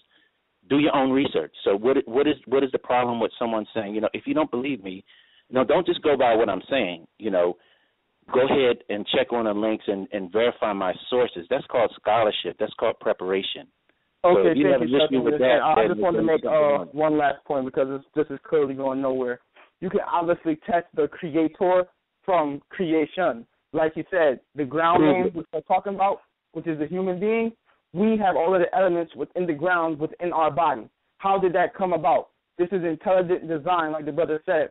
The sun is a direct distance from the earth. If the earth was to move 1 centimeter out of that distance, then the whole earth will burn up. This is science. This is proven. This is research. This is anything anybody can look up. There's a plethora of examples to prove the creator with the creation. That being said, thank you. And Lex, good job tonight. Shalom. Yeah, peace. Let me respond quickly. Once again, Sheldon, why do you keep doing that, bro? That's not me. You keep saying if a man believes that he was taken from a bone and all. I'm just saying, why would you keep doing it? See, that lets you know you're not dealing with what I'm saying. Then you say you're not impressed with my numbers. You in front of your computer right now, go Google the Fibonacci sequence. And then that's not my number. I'm not trying to impress nobody. That information's out there. You cannot deny it. So, that's a game of dishonesty, brother, because I don't believe in fairy tales. And I break the Bible down in terms of scientifically. So why would you try to, in order to get around the fact that you got scientifically smashed, you keep bringing up this religious fanatic freak stuff. And you need to stop that. But let's move on, bro. Well, let him respond to that. Go ahead, Sheldon. You can respond. Go ahead. Well, what the brother's doing, but he's not basing. You're telling me that you have to have some kind of basis in which you're coming up with this stuff. Okay, so you're saying you don't literally believe in it, so all you're doing is spouting your opinion. That's what you're doing. Because another brother can't come by and say, you know what? No, brother, it's not like that. Metaphysically, it's the other way. No, that story is not about atoms. That story is about photons. It's about a light that emanates and does this and does that. So, my thing is, if you jump outside of the Bible, you jump outside of a fire into a bonfire because you're not even tied to anything. So what I would say, and that my response would be to that, is the more respect to me, I have more respect for a person that says, you know what, I have faith. Like, I don't bring the brother in, but I admire Brother Stanley because he's honest and he says, look, I have faith, and that's what it's about. And that is the honest thing to say. But the problem is you can't bring faith to a debate and go back and forth using scientific terms, and manipulating mathematics to make it fit to what you want it, because another man can come by and another individual can come by and say, I'm a Mormon and I'm going to manipulate these numbers and gather, a mishmash of scientific sounding words and impress gullible minds. That's all I'm saying. Okay. Well, quick response to that is, when you talk about faith, the scriptures don't just say faith. It says faith without works. So obviously that has a meaning. I have great faith. The faith that I have, and that what the Bible is talking about, is that I can have whatever I want, because God has endowed man with the power to create. So when Christ says ask and believe you have already received it and you shall have it, this is not a religious fanatic statement. This is a scientifically accurate statement, brother. If you, Sheldon Henderson, go on a mission and say, you know what, I'm going to build a scientific institution that teaches people evolution, that is an act of faith. Then you will go about getting the resources you need to do it, talking to the people you need to do it, maybe reaching out to some scientists. You may not have the funds to do it, but somehow, some way you're going to find, and then the universe, the power that God has given to you, will begin to surround you with the things you need to make it happen. That's the science of faith in Christ, brother. Let's move on. All right, hold on. I have a question in the chat room right here. I got to read out to the panel. Hold on 1 second. Let me read out this question real quick. And once again, just a reminder, the chat room is officially open, guys. So if you have a question, you can type it in the chat room. This question is for Sheldon. Are you ready, Sheldon? It says, knowing that biogenesis does not exist and the plant comes from seeds, where did the initial seed or plant come from, if not from God in Genesis 1? Okay, can you repeat that, please, Sam? All right, knowing that biogenesis does not exist and the plants that come from seeds, where did the initial seed or plants come from, if not from God in Genesis 1? Okay, first of all, you got to prove to me, for the answer to that question, you got to tell me who this God is. Tell me about this God. Tell me where he is. Tell me what he's made of, and demonstrate that he actually exists, first of all, on that. So as far as, again, that's an inanimate, he's asking me an inanimate object coming into existence, abiogenesis, which at this point in time, according to my research, that is not known. And science does not have answers to every question. And you don't insert, again, God of the gaps, you don't insert your deity inside of something that you don't know. You can just say, look, I don't know, and the intellectually honest thing to say is like, well, I don't know. I don't know when it started, okay? But, you claim to know. With that, to me, if the person asked that question claims to know that the deity that exists, and some reason it has to be them that created it. That's God of the Gaps argument. I'll let you want to reply. Okay. Yeah, once again, it's just denial. I mean, what he did was not answer the brother's question. He basically put the question on trial, but he didn't have no idea where the seed came from. You know why you don't have an idea where the seed come from? Because the seed is too intricate for a mind that doesn't understand the Creator to understand. Because within that seed is everything. Once again, goes back to the DNA, the programming for that plant. So the seed had a programmer. Now, I'm into computer technology. That's why I kind of have an understanding this. If you understand how code works, and you understand that DNA is code. When I say it's code, I'm not even talking about metaphorically. I'm talking about DNA is based upon what's called a 4-bit code, ACGT, 4 main chemicals that produce proteins. And these 4 letters, that's equivalent to the Yod, Hey, Vav, Hey, by the way, and them 22 amino acids, that's equivalent to them 22 Hebrew letters, by the way, are arranged in precise precision to produce what they call proteins. Okay? So it is a code. It is a language. It is a spoken language of the body, as a matter of fact, of creation. It is the actual, so put it like this, if you was a computer programmer, you would be God. Now, DNA is the language of God in terms of creation. So right? This is simple intelligence. Now, from that analogy, if there's a language, then there's a programmer. Simple as that, brothers and sisters.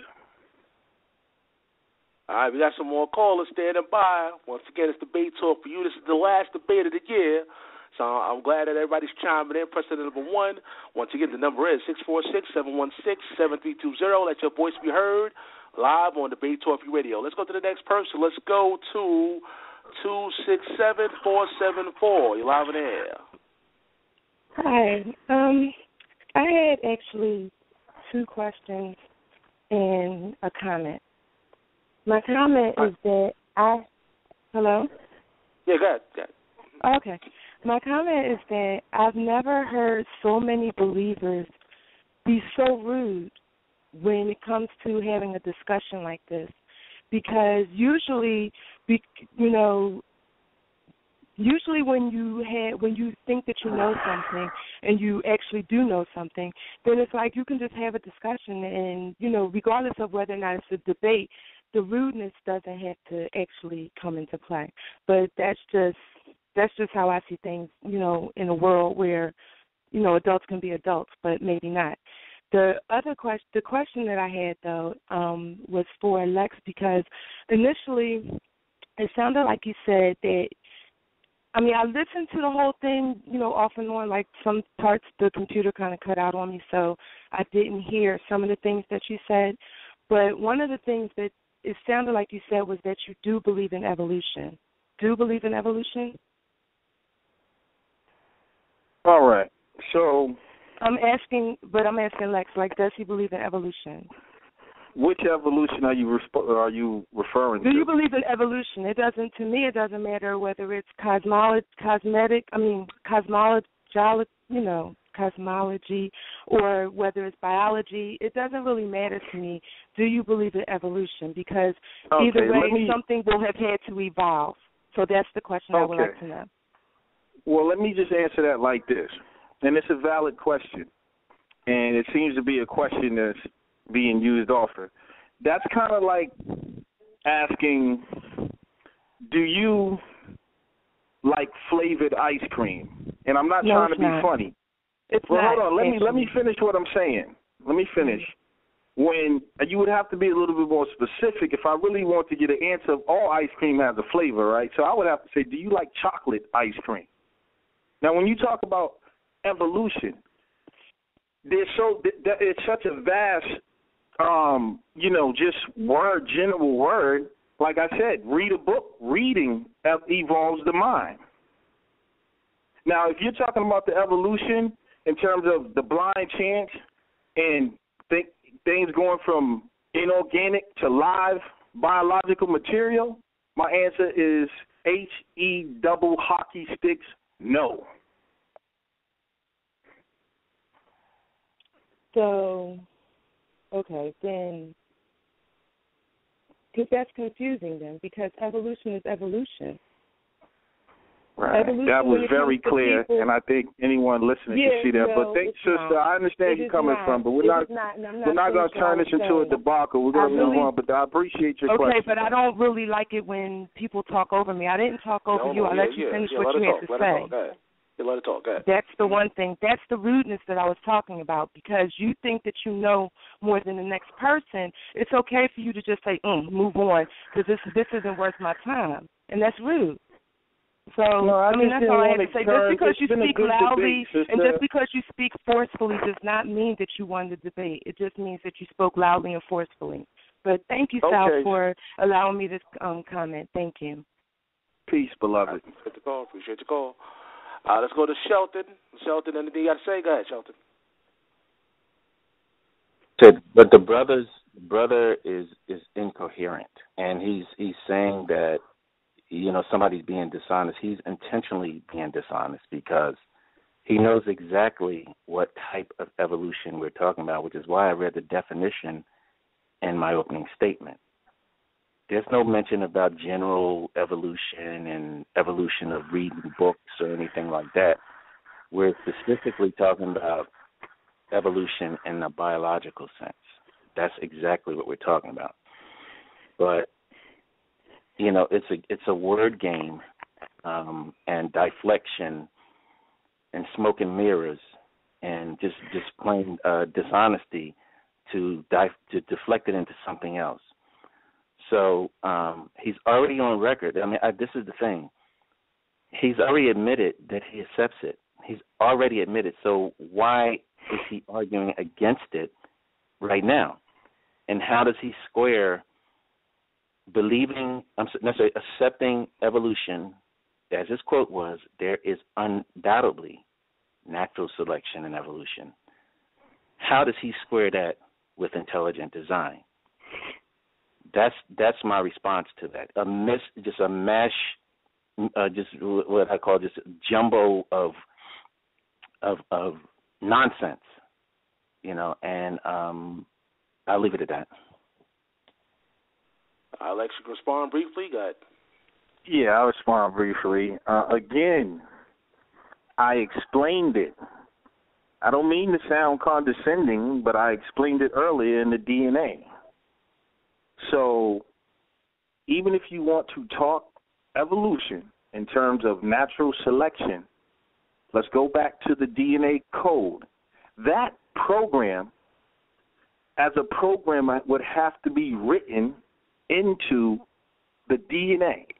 So meaning, if I'm a computer programmer and I create a robot and I want the robot to evolve and learn, the robot cannot evolve and learn unless I write a program inside of the DNA to allow that to happen. So when you're looking at things evolving, the intelligence, now he said, how do I make it intelligent? The intelligence is in the code. So in order for me to lift weights and for my muscles to grow from lifting weights, as a programmer, I would have to insert into the code, one, once weight is, it would work something like this. Strain on muscle equals development of muscle to such and such percentage or degree, to put it in simple terms. Now, someone that did not understand the program that I wrote would say, see me lifting weights and seeing the muscle develop and saying, well, that's natural selection. But I wrote that into the program. I cannot simplify it even more than that, brothers. All right, we got some more callers, guys. We have 30 minutes on the air, guys. We have 30 minutes on the air. So this is your time to ask your questions and your comments. Again, you know that number, 646-716-7320. It's all about the people getting answers to their questions, so feel free to call in. Let's go to the next person. Let's go to 305-587. You're live on the air. Hey, shalom. Hey, shalom, brother. Shalom, man. Hey, the reason why Lex was getting frustrated and calling him out of character, calling him names, which is what the lady was saying when she called up saying it was rude. The reason why is because this brother's foundation is on science. The other dude, the other guy he's having a debate with, his foundation is on science. So Lex is coming to the debate speaking his language, and the brother doesn't understand what he's saying. That's why he's getting mad. That's why he's getting frustrated, because if you simply can't understand what he's saying in your own language, then you shouldn't even be in the science realm, period. Like you broke down DNA. Your DNA has a mathematical sequence in it, and it consists of nothing but information. So in order for you to be in existence, somebody had to put that information in you. So that's all I really wanted to say. And the caller could respond to that. If you want to respond to that, and then I'll respond back. My response to that is he sounded like he was speaking in scientific terms, but he wasn't. Oh, my God. He was speaking incoherent, science-sounding words to prove to attack evolution, but he never got around to proving his deity did anything or this deity existed. And just like you just did by inserting your deity in or asserting that someone had to do it, have you ever heard of the God of the Gaps argument? No, but during this debate, I've been hearing you clarify, break it down. God of the gaps, when there's a lack of knowledge or understanding, you insert a deity in. The deity must have done this because we don't know any way otherwise. And, he brought it back up again that scientists thought out they were God believers. Yeah, but a lot of people didn't. They didn't know. They didn't know any better. That's why they did experiments and expanded their mind and found out, okay, well, it looks like it's designed, but when I really look at it, it's like, okay, I got two of the same type of birds, but one has this particular mutation, for lack of a better word, has this particular characteristics, and this other one has another type of characteristics. So what the theist callers are doing is asserting that because there's a gap in knowledge, I'm going to insert my deity, this intelligent mind. But you're not proving that your intelligent mind exists. You're doing like, okay, because I don't know, how do you think that it happened this way? Well, if it didn't do this, well, it must have been my particular deity. It must have been created, because otherwise, there's no answers to it. So it had to be the being that I believe in. All right, but that was long-winded. But peep this. But even in science, there's a law called the law of entropy. And in the law of entropy, it says you cannot produce order from chaos without intelligence. So by simply saying all of this math that Lex was presenting to you, all this math in existence in nature, and for second of all, if you don't even understand that the Fibonacci sequence, if you don't understand that today in 2014, the ancients understood that. They would put the Fibonacci sequence, they identified it, and they would write it on the walls. They would write images of it because they saw it in nature. Because there's constant math everywhere. So he's showing you that there's intelligence everywhere, because in science, in the law of entropy, it specifically states you cannot produce order from chaos without intelligence being in existence. So that's why that gap that we're explaining to you is it had to be a creator, because in order for you to create anything with precise precision, there has to be an architect. So that's why the universe is with the cosmos is designed with precise precision. So there had to be an architect. Matter of fact, the whole cosmos is governed by law, so there had to be a lawgiver. So I'm pretty much just reiterating what he already said, and it's very simple. It's it's really that simple. So why don't you prove your deity exists? Prove who your deity is. Because, all right, right now I can prove it, all right? If you're a deity and you create laws, are you going to have those laws rest on you, like time and the law of gravity? No. You exist outside of that. We exist in it. How do you know that? Because that's why. Okay, answer that question. If you create the law of gravity and time, would you, as the creator of that, would you exist in it? No, because that's limitation. It's gonna handicap you. You wouldn't do that. You're gonna exist out of that. What do you base that on? Are you a Bible believer? Yes, I believe in the scriptures. Yeah, I believe in the word because the word is monotheistic. You know what monotheistic? And when the Hebrews came on the scene, that was abnormal. Everybody else was polytheistic at that time. Everybody was looking at that as strange. So, and when you read the scriptures, it explains that there's a grand architect of all of this. And who wrote these stories in the Bible?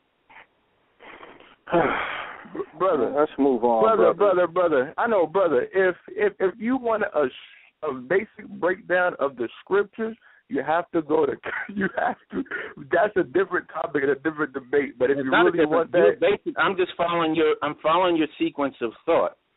If you're saying that you're telling me that a deity exists. Now I need to know the basis of your belief. So I'm going to the source of what you're talking about. So you're grounded in the Bible is what you're saying. Now Lex said he doesn't even know who wrote the Bible. So you're telling me that this invisible, all-powerful creating entity started outside of space and time, yet it's from a book which you don't know who the author is. And to me, it sounds like you're talking off the top of your head.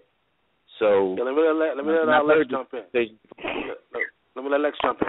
Yeah, let me jump in real quick. Again, he said God of the gaps, right?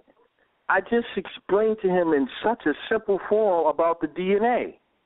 He says, well, you're not proving that there's intelligence behind this. Well, how much more simple can it get when I just explain, even with evolution and programming, that it has to be a program? Even evolution is a program. You ever watched the movie The Matrix, and they told you there has to be a program for every system in this system? So that's what's frustrating. So if you keep saying you're not proving your deity, when I just showed you that everything that is governed by a law, everything, the trees, the oceans, and all of that is governed by law, therefore there has to be a program behind it in order to put that into being. Now, if you want to talk about who wrote the scriptures, God wrote it. Now, when I say God wrote it, let's not get silly. Man had the pen, but it was inspired by their light body and their intuitive knowledge that they put down. That's why we can make the correlations between a book that's written thousands of years ago and the modern science that they just come with today and discovered. So how was it wrote? That's why it says Scripture is inspired, meaning what inspires an artist to draw a great painting? That's the creative power of God that inspired them to draw a great. What inspired someone to write a great script? That's called inspiration. What inspired the prophets to speak great things? It's this force inside of them. Now, the problem comes here, the misunderstanding of God. He said, if you believe that there's a God in the sky, now see, that's what I mean. Now, that's disrespectful because obviously I don't believe in some God in the sky. God is omnipresent, and the most, you want to know where he exists more than anywhere else? Inside of Sheldon Henderson. That's why the scriptures say we are buried treasures in earthen vessels. The mystery of Christ in you. You are the manifestation of God, brother. That's what I'm trying to tell you. I'm surprised you're here. Long time no see. So we can move on, Sal. I guess we got to move on right there. We got some more questions and comments. Once again, the phone lines is open. Anybody can call in. Just call in and no foul language. That's all. Keep it clean. Keep it professional. The number is 646-716-7320. Feel free to call in and let us know what you think. Who's making the better points here? Is it Sheldon Henderson? Is it Lex Lee Vortex? You decide. Again, the title of this debate, Creation versus Evolution. If you missed any part of this debate, you can always go back to the archives and check it out. Go to www.blogtalkradio.com/debate-talk4u. That's debate talk the number 4 and the letter U. But let's go to the next person, though. Let's see what they got to say. Let's go to 313-571. You're live in air. Shalom, Brother Sal. What's going on, brother? Man, nothing much. It's Mikael, man. Shalom, Brother Lex, man, and peace, Brother Sheldon. Peace. Shalom. Man, I got to say, Sal, you really know how to put them together, man. Just one of the last shows, I had to say something on here. And I don't know if you designed it this way, but it's funny. The last show is talking about basically proving the Creator. And this what this whole thing been about. The reason we even got all these shows and seasons is to put the knowledge up that's above all knowledge that we all can relate to. So, man, I think this has just been an excellent season. And for everybody that's been tuning in, we got to give our props, support this brother Sal so he can keep it going. As far as the debate go, I got to say this. It was set up to be a good debate, but it basically turned into a class because Lex is schooling you, man. And I'm saying this to you, Sheldon, and anybody on here that know me and Lex don't even subscribe to a lot of the same things. So I'm far from his camp. But truth is truth. It shows no favoritism. I mean, first off, the whole thing about evolution, it's evolution and science. When you're talking about science is something that you need proof of, right? This is something that you have to assess, witness, and see. And when talking about evolution, I think like when the sister called in, what Lex was trying to ask you, what version of evolution are you talking? There's microevolution, there's macroevolution. There's different forms of evolution. But then you have the evolutionary theory, and that's exactly what it is, a theory. The brother Sheldon Henderson believes, and that's the key word. They don't like to use faith, but he believes in a theory because you cannot see it. You cannot see millions of years of one creature manifesting or transforming into another creature. You can't see it. You've never seen it. Now, true evolution would be a tadpole to a frog, a caterpillar to a butterfly. So that's what the brother Lex was trying to put forth. And he made another good point when he said God is mathematics. God's language is mathematics.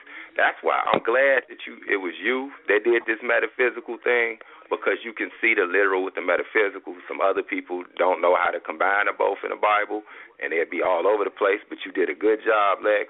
And, like, for instance, the number 7, you brought up how the Bible came out when they compiled these numbers and the words and the verses, it came out to 7. In Hebrew numeric value, 7 means complete. I'm not going to be too long. Also, it's funny when they talk about evolution, they say things like, this is a silly so-called scientific statement. What came first, the chicken or the egg? Now, if somebody was really intelligent, all they would have did was study the egg itself. All you do is study the eggshell. And when you study the eggshell, you find out that the eggshell is actually created from protein deposits that can only be produced by a chicken. So that answers that question. So also, let me say this. If evolution from a theoretical standpoint was true, why on earth haven't a woman gave birth to a monkey yet? If people come from monkeys, somewhere down the line, a woman has to have a little chimp baby. It ain't going to happen because it ain't no missing link, because it doesn't exist. The monkey shouldn't even be here no more. It is foolishness. Also, I would like to say, you asked Lex earlier, Brother Sheldon, you asked him about did he believe literally that a man came from the dirt. Well, I will say, yes, I do believe that part is literal because it can be scientifically proven. I take herbs. I don't take antibiotics. I take herbs. And one thing you find out when you're taking herbs, sometimes when your body needs to repair certain things, you will find out what substance is your body lacking to help your immune system build up. Well, I started learning that I started taking collateral silver, and then found out they had gold and copper that you can take in its herbal form to strengthen the copper or gold and silver that your body was designed with already. There is no scientific explanation. You cannot ingest that much for it to be in your body that much. So that proves that the same minerals that are in the earth or the dirt that God breathed life into is in the body. Yeah, this is my last 2 points right here. Also, I would like to say, if you look at 1 Corinthians chapter 15, verse 46, it lets you know that the first is natural, the second is spiritual. So you can say that's the literal and the metaphysical. So you do need both. Lex brought up earlier Isaiah chapter 40 when he said it stretched out the heavens. Also in that same verse, it tells you that the earth was a circle, a round circle, thousands of years before your scientific theorists or theoretical people who came up with this thought the earth was flat. And last but not least, if anybody listening want to prove the creator, scientists has done this and it's baffled them. Research the human eye, the retina and the pupil. They cannot figure out how a thing like the eye, which is basically a mirror that photographs things, comes out fully functional when it's growing in darkness. It never had a chance to photo project anything, yet when it comes out, it's fully functioning and knows how to decipher the images to the brain. So with that being said, I say, Lex, you destroyed him. The brother didn't study for you. I don't know if he thought you was a religious tard or what, but you put it down for the creator. And I say, Sal, I love you, brother. Keep it going. And to everybody listening, it's your boy Mikael Ben Yisrael, Walls of Jericho. Look me up. Shalom, shalom. All right, Sheldon Henderson. I know there's a lot of stuff put out there, man, but you can reply, brother. Go ahead. Well, listening to that was the reason that I asked for this debate, because it was just an unabashed display of ignorance about evolution. Monkeys to man, women having chimps, all this nonsense to me shows intellectual laziness, because everything that he talked about, the so-called reputations of evolution, are online, and all the answers about that. Why are there still monkeys? Okay, you want to know why? You just type in www.whyarethestillmonkeys.com, and it explains it. Scientific theory. I read the definition at the beginning of the show. So, to me, it shows just, it shows just a total disregard for doing any research or even just listening skills, basically. Just like listen, like I did. I read the definitions beforehand, very deliberately read them, and talking about a theory is just a theory. It's just like I specifically said. It's a scientific theory. It's not about guessing. It's not about a detective trying to that has a hunch about something. So these brothers, like I said, to me, they are, they're used to talking to each other, and all this numerology and things like that is to me, I consider myself a critical thinker, a skeptic, and it just sounds way out in left field. And if somebody else came up, with the Book of Mormon or some other book that they came up with, and they start explaining all this, this specific number means this, and this metaphysical means this and that, they would just laugh at them. They wouldn't accept it. So, that's my response to the brothers' long-winded, to me, just display of ignorance about evolution, and just like I said, total lack of listening skills. And if he's impressed by what Lex did, I feel for him. I really do.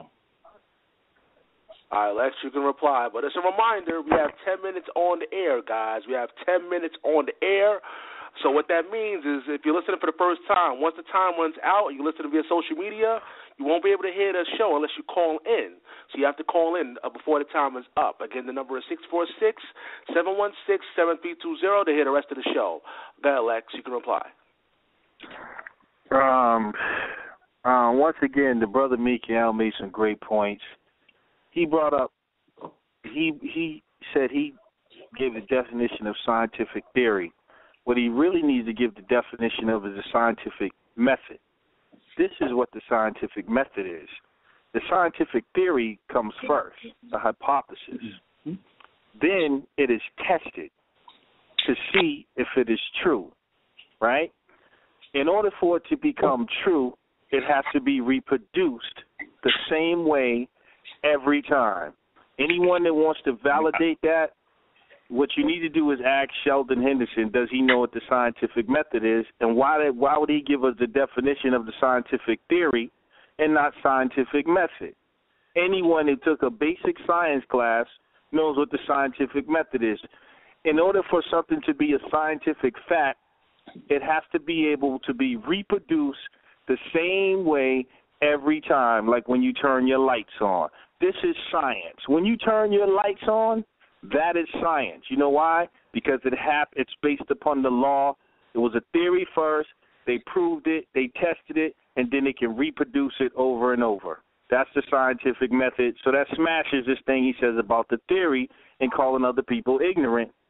That's very ignorant. Second off, the brother made a great thing when he mentioned the eye. And I mentioned that earlier because even scientists, just look it up, y'all. The eye is way outside of evolution because you have fully developed eyes millions of years ago, and the eye is one of the most intricate things in the human body. Now, take a look at this. When we know the eye goes by the reflection of light. I explained this before. You only have two eyes, right? So that means you see in two dimensions initially. Now, in matter of fact, when you get the picture, it goes into your brain upside down in 2 dimensions. It is your brain that adds the 3rd dimension, turns it right side up, and then projects it back out. Now you know what the Bible and a lot of other religious texts are saying when they say the nature of the universe is Maya, or an illusion, or why we call it a hologram, because it is literally, scientifically, a hologram. So, when you see, and this is what I'm saying. Now, after I say something like that, are you going to say that's scientific mumbo jumbo? And he said numerology. See what I'm saying? That is, the Fibonacci sequence is not, numerology deals with taking people's birth dates and numbers and predicting, and there's some truth to that. But taking people's numbers, like, okay, you was born in September and this and that, and you're a 9, and 9 represents that, and it's based off some form of pseudoscience. The Fibonacci sequence is done by mathematicians. See what I mean when I say this? It's either dishonesty or ignorance. So the Fibonacci sequence is not numerology. It's mathematics. Just like when I told him that when you look at the measurement of the teeth and you can see that same sequence in your teeth, come on, brother. You can see the sequence in the measurement of your arm, in your DNA strands, and in subatomic particles. And you talking about numerology? This is what I'm talking about, people. This is a wash. We can move on. All right, just let the people know we have 5 minutes and 34 seconds on the air, guys. So if you want to hear the rest of the show live, you're going to have to call in before the time runs out. If you're listening via Blog Talk Radio or if you're listening on social media, once the time runs out, the only way you can hear the rest of the show is calling in via Skype or over the phone. Again, the number is 646-716-7320. If not, you can check out the archives later on and check out what happened, when you go back to the archives. But let's go to the people. Let's see what they got to say. Let's go to the phone lines. Let's go to 438-396. You're live on air. Hey, Sal. Great show like usual and everything. Sheldon, you are such a pleasure and everything. I agree with you. The many people who are basically, it's Stanley, by the way. Many people who do believe in the Bible thing, they don't know anything about the science. I want to go back to the debate. Sheldon destroyed you, Lee. I'm sorry.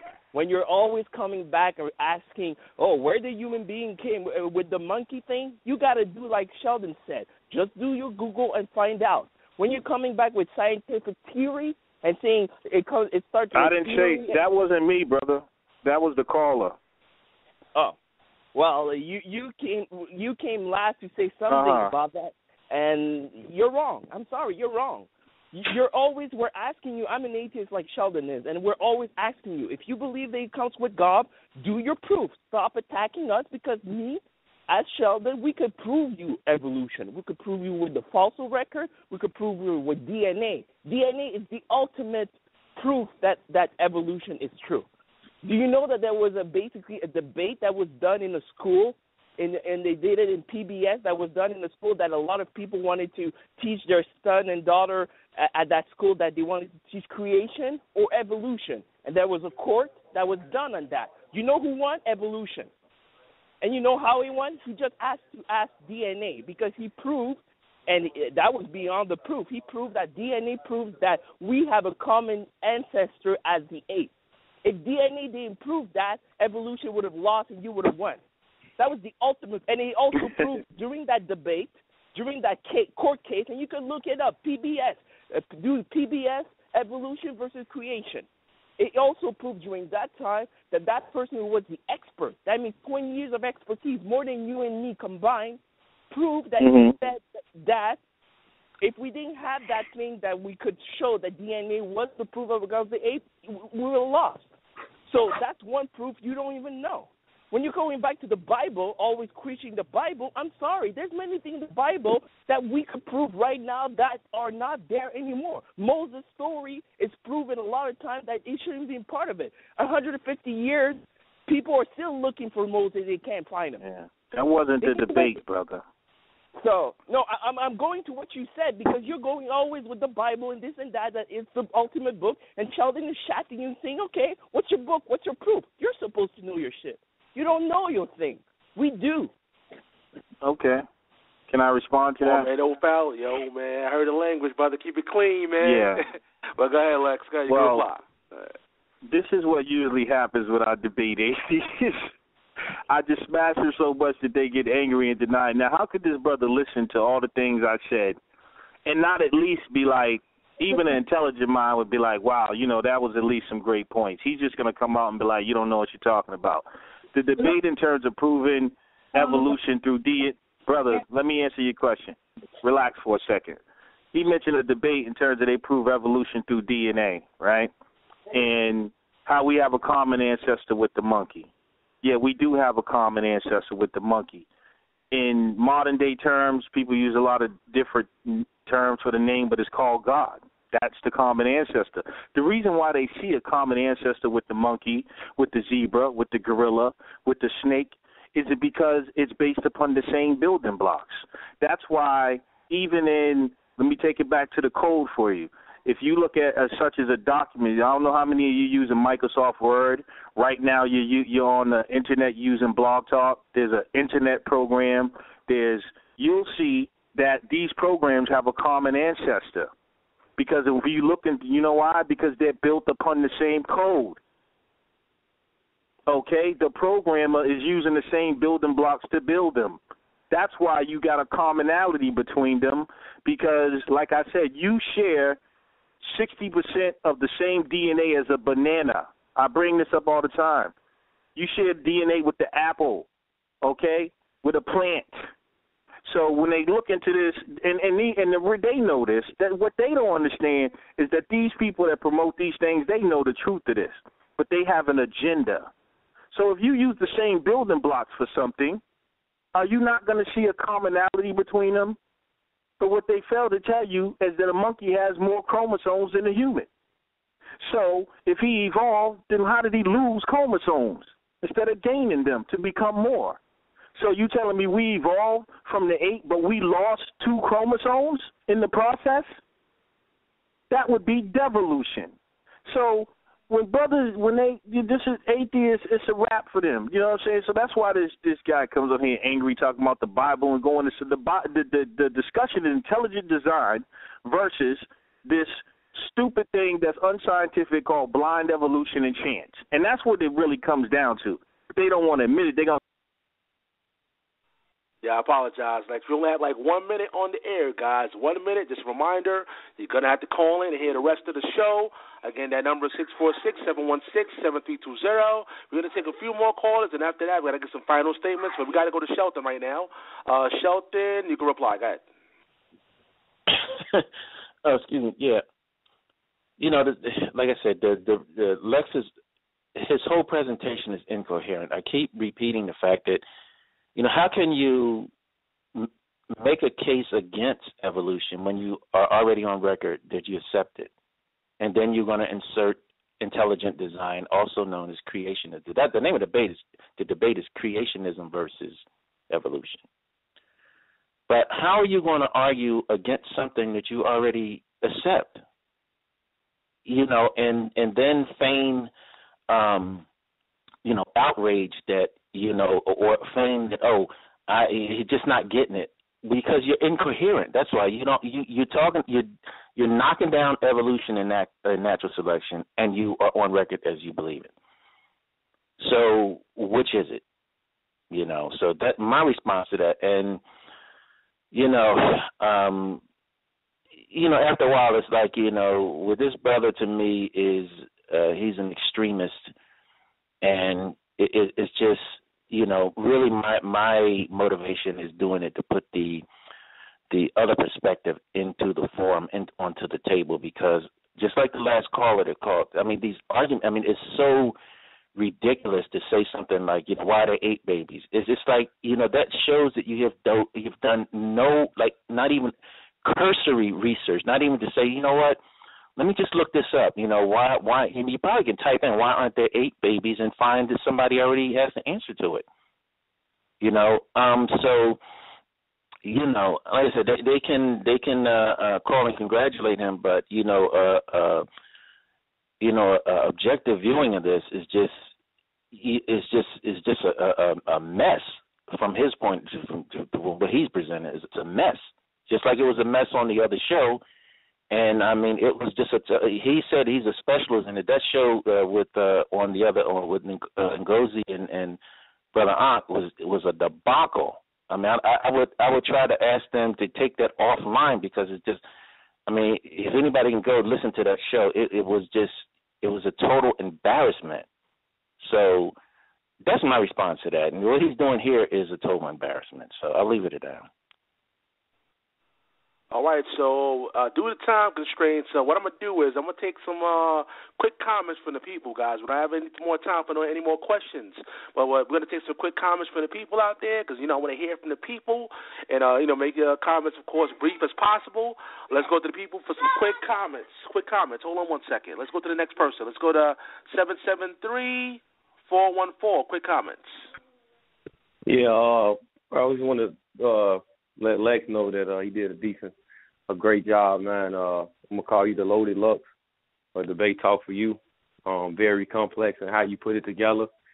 And what I want to say is, it's funny how you get all these callers today, from the Anthony Soundmind to the Michael Ward, and they agree with you dropping the science, because the brother Sheldon must have thought he was going to come from a religious aspect. You know what I'm saying? Thinking you was going to take everything literal or take it literal. And you just basically broke down the science. So I want to see these same callers call in when you debate Josh, the first debate that's coming up, and you drop the same science on them when it comes to the Garden of Eden. And I want to make sure these brothers stand firm. We're not going to pick sides and jump on one side and say, oh, this makes sense. We're going to make sure that when this Garden of Eden debate come up, y'all say the same thing. So I just want to end with that and say that it was a good debate overall. I just think that Brother Sheldon, you wasn't ready for him to bring that science the way that he brought it, and he basically proved his point. And I'll leave with that and say peace to everybody. All right, we're taking quick comments before we go to the final statements. Let's go to 315-863. Quick comments. All right, thank you. Real quick, first of all, Brito, this is a whole different topic other than the Garden of Eden debate. This is creation versus evolution. We all agree with that the Most High is the creator of everything on this earth. But I just wanted to, real quick, I had a question, but since this is quick comments, I just wanted to say that, Brother Shelton, can you please, oh, no, damn, I can't say it, so, Shalom, I can't ask a question. All right. Once again, it's quick comment time. Quick comment. Let's go to 646-659. Quick comments. Peace, everybody out there. This is Felix from New York, a.k.a. Enoch. And I guess for people like Bleedo's sake, who, I'll say it like this. I don't agree with everything Lex said, but as far as this debate, hands down, Lex, you won it, you took it. Especially, I could tell from the last statement that Shelton made, he was pulling at straws. It was crazy how you I don't know if it's true if we share 60% of the makeup as a banana, but he didn't address that at all. Like he it was crazy how he just went on a tangent trying to refer you to other shows to make you look bad. Bro, that joint was crazy. And that to me just let me know that he knows he lost the debate. All right, y'all, peace. All right, once again, it's quick comments time. Quick comments. Let's go to 585-690. Quick comments. Hey, guys. How you doing? This is Chad out of New York State. How are you? I just wanted to good, man. How you guys doing? I just wanted to ask you, are you guys going to go in overtime here? Or are you ending the show tonight? Yeah, we're in the overtime part of the show now. We're going to go to the final statements after this, final statements. But if you have any quick comments, you can share what you thought about this debate. Oh, not at all. I'm an apologist and evangelist myself, and I really enjoyed at least the last part, which is why I asked you that question. I would love to bring in some comments if you guys are going to go overtime here. Yeah, this is your time. We can put some quick comments in right now. Quick comments. Go ahead. Oh man, I mean, where do I begin? You guys are creationists, right? I'm trying to understand which side of the fence you're on. You're not atheists. Well, it's an atheist Chris versus Christian debate. So. This is an atheist versus Christian debate, you said? Debate. Yeah, yeah. Mm-hmm. Yeah. Okay, I just I was just curious if you had dove into the philosophical end of a human being, the metaphysical, the immaterial aspect of life, how we're governed by laws and so on and so forth. Yeah, right now was actually quick comment time. So, sorry about that. We didn't have any time to answer the question. But what I could do is, Sheldon, when you get a chance, if you could, or Lex, if you write the question down, and if you can address it during your final statement, you can. But let's go to the next person. Quick comment time, 252-883. Quick comments. Peace, Brother Sal. This is Raheem representing New York. And salam to Sheldon and Lex.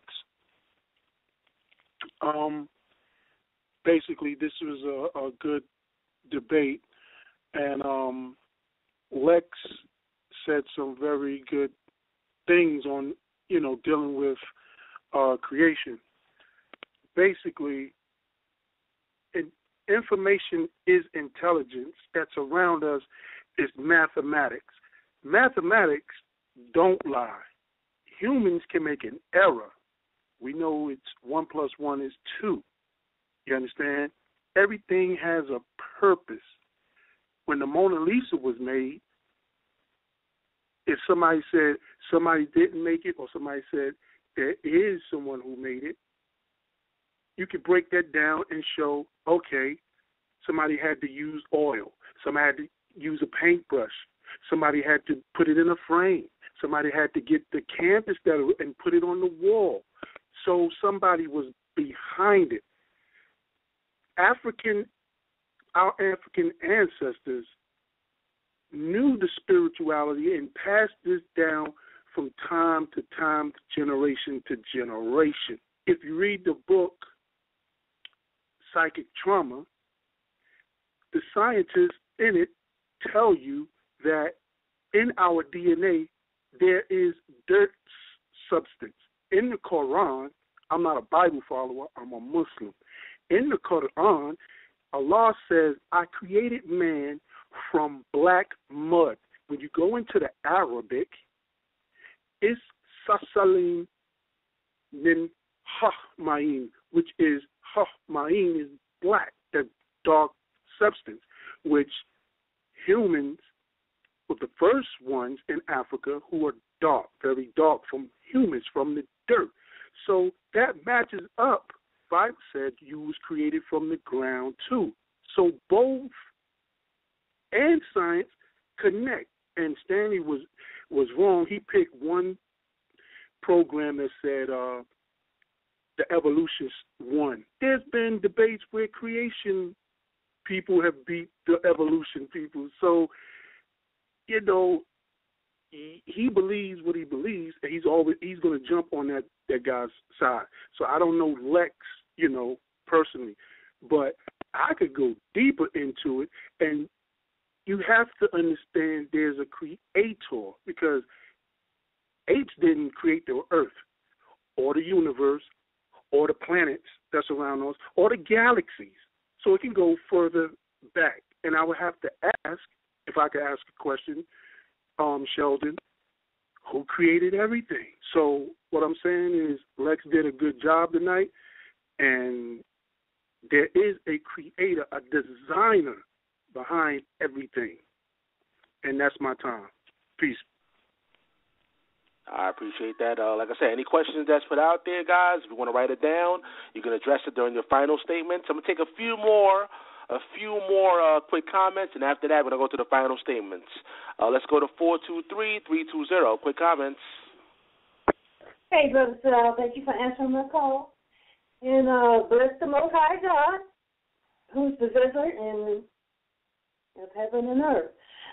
This is what I want to say to. So now, both of you are atheists, Henderson and No, one Lex is a Bible believer, and Sheldon is the atheist. Okay, so Sheldon, here's Sheldon humbly asked, about. He wanted to know about the deity and the creator. He so humbly, he wanted to know that. He didn't want to know about atoms or the scientific. He wanted to know the creator, but like you took on trying to stress your own intelligence. But when you asked him these old bogus questions, Sheldon intelligently answered those questions intelligently. When you're talking about what if the monkey, you lose his strength, he got more strength than the man, he came back with an answer that caused you to laugh. Put a halt on your mouth. And then you came back with another bogus question, and he answered that intelligently. And he came back humbly trying to ask you about the creator. Help me understand this creator. Who is he? And Sheldon, he, as you can read Genesis 1 and 2, it explains the creator. Psalms 19, and go into Job. I just wonder, we got the scientists up in the house. Y'all need to get together and create something to help God's people. But anyway, in Job 38, can you tell me what do you all know about the zodiac? I apologize, Miss Diane. It's only time for quick comments. However, if the gentlemen want to write that down and they want to, put it in their final statements, they can to address that question. Again, we only have a few more minutes. Anybody else have any comments? It's person number 1. We can add you to the conversation. Quick comment time before we go to the final statements. All you got to do is person number 1. Let's go to 314-680. Quick comments. Hey, this G Consciousness again. Let me put this out there for the record. Number 1 is this, like I say, Brother Bleedo called in and made some little foolish little comments or whatever. But like I say, I agree with Lex on some things when he did with the metaphysics when it lined up with the biblical text. However, if it does not line up with the biblical text, I'll be waiting on you because number 1 is this. What I deal with is I deal with historical also just as well as dealing with the biblical text and the science that's in the text. Now, when you start making metaphysics that does not line up with the text, then here's the problem. Then now you're offset now. You're off focus now. So with Bleedo making them comments and we dealing with a whole lineage that's in the Bible for from Adam on down and the different names in the Bible, then this is literal context that's being displayed here. So with that being said, Bleedo, I hear you with your shots out and little different things, but you know what I'm saying, shout out to Les, good debate, but on good debate you had tonight, but on the other times I disagree with you on as far as on some stuff, so that's that. It is what it is. I appreciate that. I'm going to take a few more quick comments, and after that, because we run out of time. Let's go to 951-350, quick comments. Shalom, shalom, shalom. Sal, how you doing, my brother? Hey, shalom, my brother. All right, good season, good ending. I wanted to give my kudos to my brother Lex. Excellent presentation. You know why I'm chuckling. I couldn't believe LeBron just called in and contradicted himself. Didn't he call in earlier? Am I tripping? I'm going to go with it. He called it earlier. He did. Okay. All right. But bless you, man. Lex, keep doing your thing, bro. Bring it higher, brother. Vibrate higher. Hallelujah. I appreciate that call, man. Any more? Like I said, this is your time, guys. Quick comments. Press number 1. We can add you in. This is the final show for 2014. You can let your voice be heard now or wait till next year. Let's go to 773-414. Quick comments. Yeah, I just wanted to address, I wasn't trying to turn this into a debate or this debate about me or how people commenting to me or whatever when I made my comment. This was a great show by by the brother Lex. The only thing I was just trying to point out is the brother brought the science. He was talking about the atom and everything to that extent. So all I'm saying is when that is the same information is being brought forth against Brother Josh or, about somebody else that y'all, got y'all faith in, don't switch up and then cut your mind off and say, oh, well, what Lex is saying here isn't making sense because of this and because of that. If the brother is bringing the truth, then it should be no biasness, the same way that y'all are disagreeing with the atheist because y'all don't agree with the atheist, so y'all jumping on him. It's the same thing that y'all have to use the same, don't use that same measure. Open up your mind, listen to what both debaters present, and judge it honestly. That's the only point I was trying to bring out, not to turn this against about me. This debate had nothing to do with Bleedo. It was all about Lex and Sheldon. They both did a great job in what they presented, and again, I felt like Lex made a better argument, and he brought the science of the scriptures. And with that, I'm gonna say peace out. All right, man. We're going to take one more, man, because it's the same people pressing number one again and over. So one more, and that's it. 313-571. Yeah, I'm sorry, Sal, but I couldn't let that slide either, man. I want to take away from the show again. Lex won, hands down, and I think that was one of the most ignorant statements Bleedo could have ever made. That's like saying if we walking down the street one day, me and Lex, and we never agree on stuff, but we see somebody with some red shoes on, and Lex say, those red shoes. It's a fact those was red shoes. But now if he comes down the street and say them purple shoes and I know they red, I'm not going to agree with him. So the difference is, like I said in the beginning, Lex knew how to bring the metaphysical with the literal, which you don't know how to do because you're still a rookie. I know more about metaphysics than you do, but I don't make it a doctrine. And at the same time, again, I said on my agreement that I believe literally man came from dirt. Lex didn't say that. So just to let it be known, and I will be listening to the debate. And shalom again, you won. Peace. All right, we're going to go to the final statements, guys. Once again, I appreciate everybody that called in with their questions and their comments. Again, look forward to next year, guys. A big debate. Lex is going to be back in the Lions Den Friday, January 16th versus the grand champion, Brother Josh. And it's going to be a classic, so you don't want to miss that debate. And the title of that debate is The Garden of Eden, Literal or Symbolic? So, again, you got to chime in. Make sure you tune in next year, Debate Talk Radio. But let's go to Sheldon Henderson with his final statements. That's going to be 7 minutes each. Let me open up his phone line. And Sheldon Henderson, final statements. Go ahead. Thank you, callers and listening audience. Thank you especially to Brother Sal for giving me the opportunity to come on to the show and to debate and to introduce a topic. And thank him for accepting this topic. And I also want to take this time to voice my appreciation for the way that he handles this debate. It's done in a very intelligent way. He's very fair-minded and very neutral. And whatever goals he has for his ministry or for his endeavor, I support 100%. And it's like, I don't even have to agree with him, but I support what he's promoting.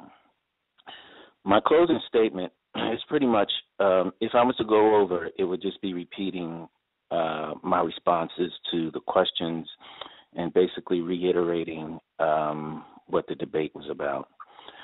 In my opening statement, I tried to keep things really simple and give definitions so that we could stay focused on exactly what we're talking about. I think that, this type of debate needs to, this side needs to be heard. Because, again, as I listen to the callers calling in, and, I don't expect to be, I know that my opinion is the minority opinion on this, on this forum, so I don't expect, I expect what I hear. Yeah, Lex, you did this, you did that. But an objective hearing of this debate will see that the brother was incoherent. He did not address who his creator was, and he did not demonstrate anything regarding. It was just assertions about, if is this way, then my creator must have done it. And that is the argument that skeptical-minded people and people who became dissatisfied with the nonsense of the parts that they could not get answers to when they were under religious doctrines, which their higher minds made them question these things and eventually take a step away from this. This is what this type of conversation and all of this, this back and forth. This brother from this camp believes this, and that this brother can do this better than the other thing, and this one is supporting this one for this reason. That's the turnoff. I'm brought to mind to what Stanley said in the round table, and much respect for his opinions. People today have instant access. One of the brothers brought up about the evolution of the eye this, the eye that. You can just, in the time that he said that, I could show the development and evolution of the eye, and it did not start with the full eye. So I bring up that example to say that it just takes opening your mind and just typing in your question in a search engine, and you can get information. There must be some kind of there's a vested interest in keeping the way that you think. When you don't open your mind up to say, why are there still monkeys? And let me go just research it. Who wrote the Bible? What are the arguments about who wrote these things? Instead of people will say, well, I don't know, but yet they'll base their life and spend their life energy on something which they have no knowledge of. What I want to say is also that a good conversation that we can have is about utilizing our critical thinking skills, being a skeptic, questioning things, doing thorough research, challenging yourself once you get to those difficult questions that may test your long-standing beliefs. And that is what I feel that we should be doing as humans.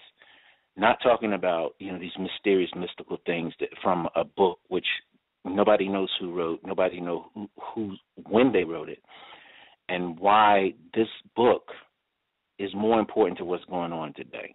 And what we can use our advanced minds. If you believe that your mind was designed and you can talk about science and things like that, and the advances in science based on those times whenever the book was written. Why can't we start today and work on what we have today with the advancements that we have today?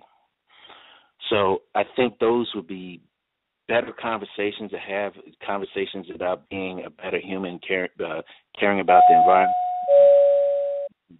that are on this earth, talking about technology, talking about making things better for ourselves, talking about business, because, in the end, things you're going to just die like everything else on this earth, and just accept it and be okay with it, but just know that your time here is valuable, and use it, live each day as though it's your last, and learn that like you're going to live forever. And, I have nothing personal against the brother Lex. I do think he's rude and arrogant, but I forced myself to listen to hours and hours and hours of his stuff to be able to handle this debate. But thank you for Lex for taking the time to engage in the debate, and thank the listening audience once again. And on that note, I'll say good night, and thank you, everybody. Good night. All right, well, once again, it's an honor and a pleasure to have you in. The Lions Den, brother, you brought forth the topic, so I definitely appreciate you, man, and, made another classic tonight, man, and hopefully we have you back again 2015 on Debate Talk for You Radio. All right, so let's go to Lex with his final statements. And once again, the show is archived, people. If you missed any part of the show, you can always go back and check it out. Go to www.blogtalkradio.com/debate talk for you and check out the show. And hopefully next season we could get more people inside the Lions Den. I mean, we want some more comedic brothers. We want Moors. I mean, I'm having an issue getting all these other people to come in the Lions Den. I don't know. But hopefully, we get some more dynamic, more variety inside the Lions Den next year, Debate Talk Radio. But let's go to Lex right now with his final statement. Lex, you can go ahead. I think I agree with Sheldon about skepticism. and we should all be skeptical. I coined the term, if you are about truth, then put your own beliefs on trial and be your own honest jury. And that's what I seek to do. But there is a skepticism that becomes foolishness. And the thing about just being skeptical, just to be skeptical, after the information that was presented tonight, I presented science, not no pseudoscience, not no numerology, and the brother didn't even acknowledge that much, So, in terms of the arrogance is, this is the same thing they accuse Christ of. I want everyone to feel good about themselves. If this brother would have presented something to me today, concrete, I would have conceded. That's what humbleness is.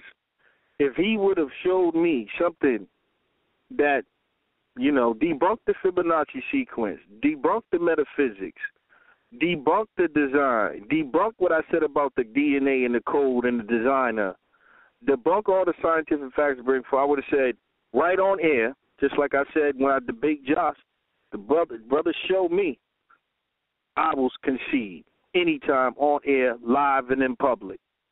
In terms of how the debate went, it's obvious to me. It's not arrogance. There's no contest. Same thing happened when I had the first debate with someone who's supposed to be a great biologist.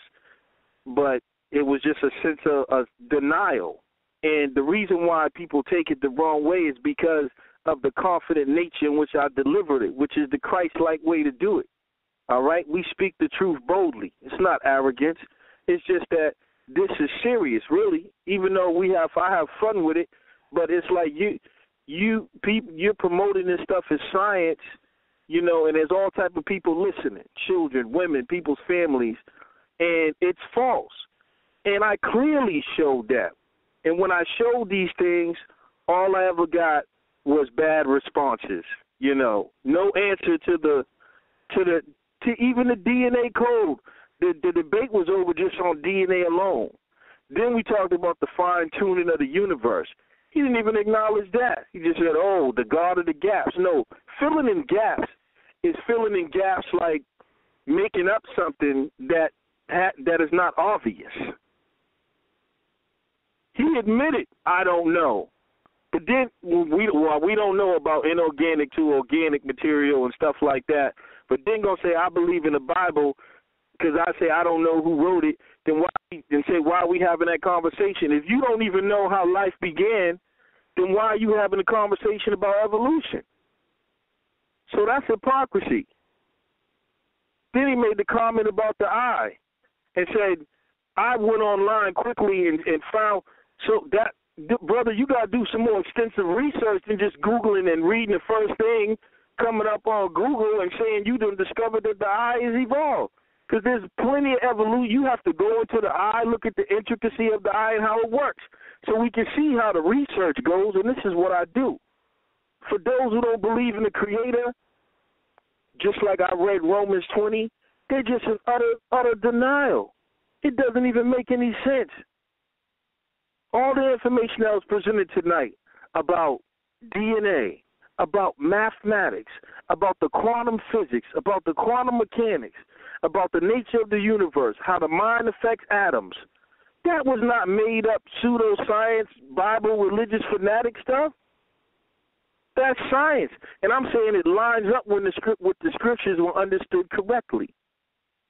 So if someone has a debate and the people wasn't just biased, they heard it. He didn't even say one time, that's something I need to go back and look at. So who's more religious? Theism is the biggest fanatical religion. There's no basis for it. He couldn't even answer the question about sex with natural selection. Why would I go from being able to reproduce for myself to having to have someone else to do it with? Oh, that's something that evolution hasn't explained. All right, then you don't know then. Since I don't know the Bible, who wrote it, you just told, you don't even, and that's going back to the basics before you get to the gorilla. You done jump from the single cell to the gorilla, and gonna tell me that I don't know what I'm talking about, and I need to do some research on science. didn't give us one scientific fact. All you did was be skeptical. Your religion is skepticism, brother. And I think if you was to speak, I like to speak to you one-on-one, where I think that we can have a conversation, and I think you might be different in private because you would not act that ignorant. Skepticism is your religion. Anything someone says, I'm skeptical about it, and that's the way we should be because we shouldn't have belief. Well, belief is part of the human paradigm. Then belief. That's ridiculous. If you didn't believe in yourself, you wouldn't be able to get on the phone and debate someone like me knowing that I'm an assassin. That's crazy. You had to have some form of belief. So we showed you in the scriptures how it lined up with science. We showed you the DNA. We showed you the mathematics. We showed you the quantum physics. You can at least say, you know what, I don't believe in a creator, but there is evidence of intelligent design. You don't even have enough humbleness to do that, but I'm arrogant. Atheists are arrogant. Look at the one when I debated the dude on the other show you talked about. That's the arrogant guy. Smashed him, he did the same thing. Humble yourself before the Most High Creator, and that's a force that's inside of you, and look at the creation and realize how great and majestic it is. They ain't even discovered half of the stuff they got to discover about the creation and the mind of the Most High God. So who's arrogant? I'm humble before God. I'm arrogant before you and your ignorance. So with that said, anyone who heard this, if you still got doubt, you're just in straight utter disbelief. You just straight foolish, like the scriptures say. The fool says in his heart, there is no God. It's evident in the creation. There's no intricate design without an intricate designer and the mind behind it. That ends the conversation right there. We shouldn't even have to even.